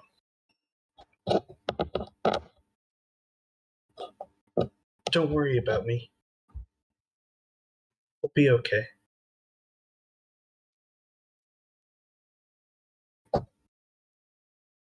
Try not to die. Are you leaving? I think that's exactly what she's doing.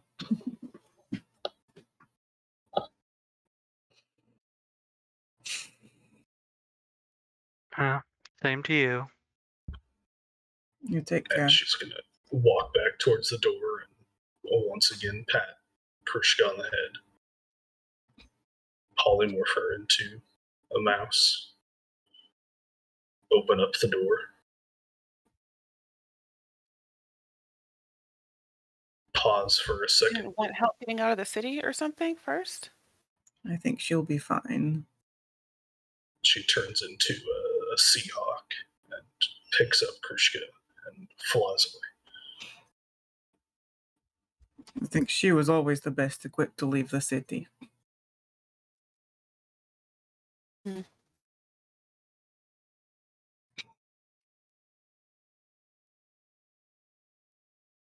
Okay.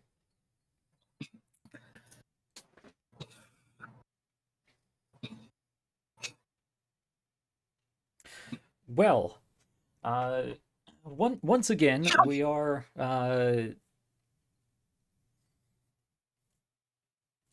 faced with the prospect of ending early. But I feel like that's a poignant place to stop. And then we can pick up next week, having everybody already in position for whatever assault this is going to be.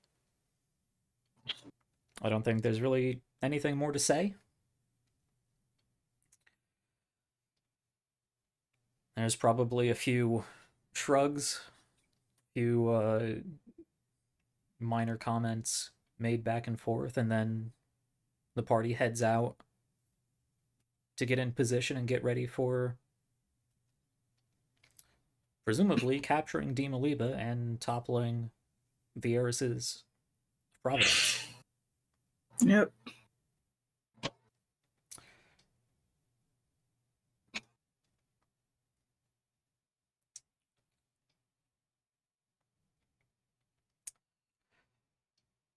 Yeah, we're gonna have to end there. I'm gonna have to end there. Because I don't think there's any way I can draw this out for another half hour and it'd still be as narratively, impactful. So we're gonna leave there, saying goodbye to one of our characters. I did have a suspicion that we were going to lose somebody today, but I wasn't sure who it was going to be. I am. I was ready for it to be me.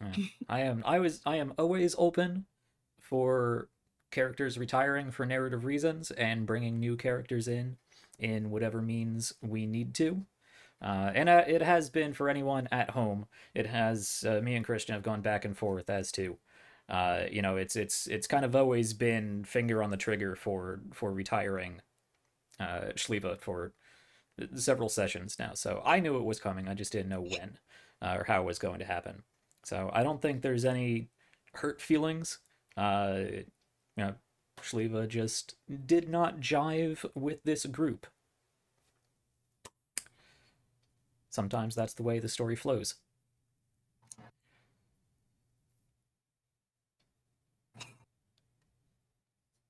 So it feels like a somber note for me, but I don't think it necessarily has to. I don't think there was any hard feelings.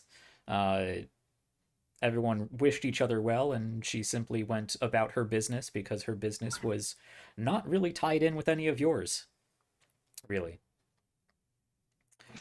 So it's not. And I'm glad this went Yeah. So not a somber note, just simply an unexpected happenstance.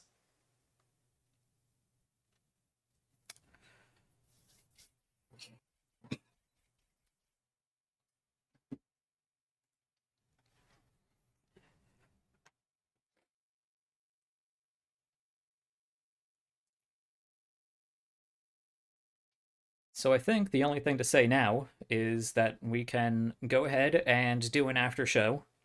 One benefit of ending early is I now have an extra half hour to talk to my players about how we see things going next week.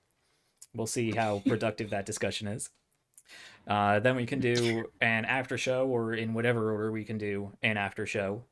And then it's just going to come down to waiting to next week, when there is certainly going to be some sort of large, possibly covert infiltration of an ancient cult with a 2,000-year-old, quite powerful when properly equipped and prepared Sorceress Queen inside, that they're hopefully going to try to capture, however they might manage to do so, or dispatch if deemed necessary. So we're probably going to start off next week with a fairly complicated battle scene, you know, in whatever way it turns out. And depending on how that goes, that might be the end of this arc. And then we can see about heading back to Genavia. If things go well, everyone's name is cleared, the problem is resolved, there will really be no obstacles for you getting back. So we may simply hand wave that and wrap up the chapter there. So we may actually, depending on how long things take next week, we could potentially see the chapter finale next week. If not, certainly the session afterwards, and probably go into downtime and discussion of what we're going to do next. No, sorry, I just had somebody texting asking if it was a Christian leaving the game or just his character. Ah. No, I believe Christian is going to be sticking around. I'll have a conversation with him. We'll all have a conversation afterwards, but I don't think Christian's going anywhere long term, at the very least. We'll see if a new character comes in next week. I don't know. We haven't talked yet. I assume yes, but no pressure. Promises? No pressure, no promises. So we'll see.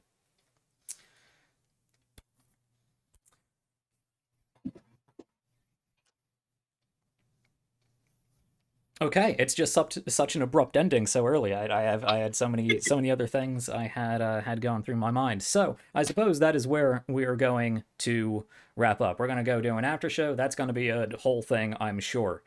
So if you are interested in all that, I know today was a lot of talking, a lot of going back and forth between multiple different people, and just a lot of planning and a lot of thinking.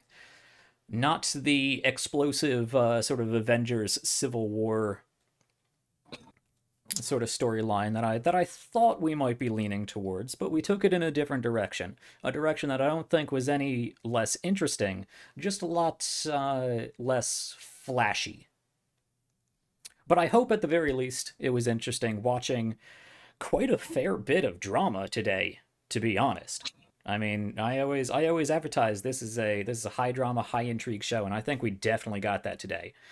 Even if it was not in a flashy manner, it was subtle and nuanced, which is also something I like. Yes, I mean, my players here can attest that I am not a flashy person. I am a subtle, nuanced, covert person.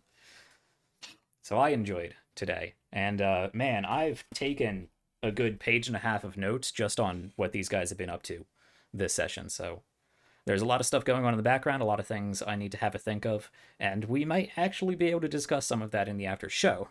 In the after show. A little spasm there. Oh, that distracted me. Yes, in the after show. So, if you like what we do, if you want to see more of what we do, please consider heading over to Patreon, where you will get access to said after show, as well as other various goodies at higher tiers. Of course, access to the Discord, where you can chat with all of us lovely people, get DM advice, and play memes and whatnot. Play meme. Play memes. Play meme, yeah. Or on the higher tier, you of course get access to character sheets, which are up to date for the players, NPC sheets and NPC dossiers, quite a few of which I should be dropping soon. Asterisks. I think I can drop the dossiers at this point because everything's pretty much coming to a head right now.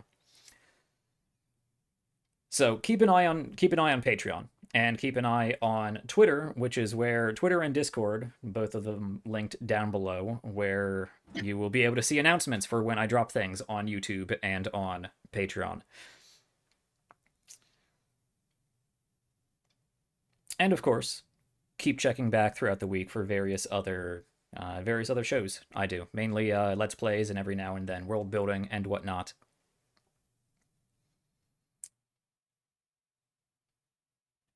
I'm really faltering in this in this outro. I have so many things in my head. I'm still not coming down from my DM height. So I think I'm just going to go and take care of that, really. So thank you for watching. Do keep an eye out for things moving forward. Yes, namely, one of the major discussions we are going to have, that was the last thing I wanted to add, is what we are going to do during this, or after this chapter close, this chapter finale. We will be running some sort of mini-series, and I will get back to you guys again on Discord and Twitter as to what we actually decide to play. We may take a week off where we just don't do anything if we want to just take some time to ourselves, take some time to do another mini-series session 0 / character creation, which may or may not be streamed. But I do plan on running a mini-series somewhere between 4 and say 6 sessions. But again, we probably have 1 or 2 episodes left before we get to that.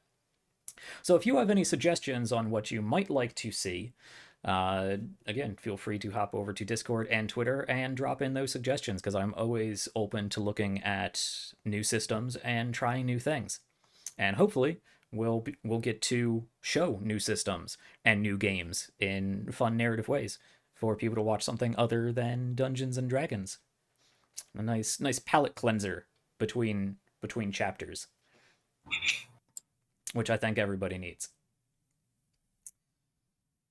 All right, that's all I got. Thanks for joining. Thanks for playing, everybody. I know everybody was a little tired and brain fogged today, so I appreciate everybody showing up and yeah, keeping things going, because things did go. Things definitely went.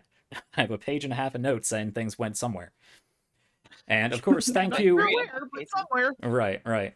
And thank you to everyone on the other side of this camera for tuning in. And if you are not part of our Twitter, if you're not part of our Discord, and you are not followed or subbed here, consider signing up for all of those things. As always, stay safe, stay healthy, stay happy. Keep checking back here at the People's Ascension for more fun, nerdy contents, and comments. We talk about a lot of things, all of the above. Yeah. Mm-hmm. And when you're trying to win over a very suspicious secret agent Yeah. during a clandestine meeting somewhere, it could be beneficial to bring a nice fruit basket of heart tomatoes to ease his tensions and his suspicions. Good night, everybody. Bye.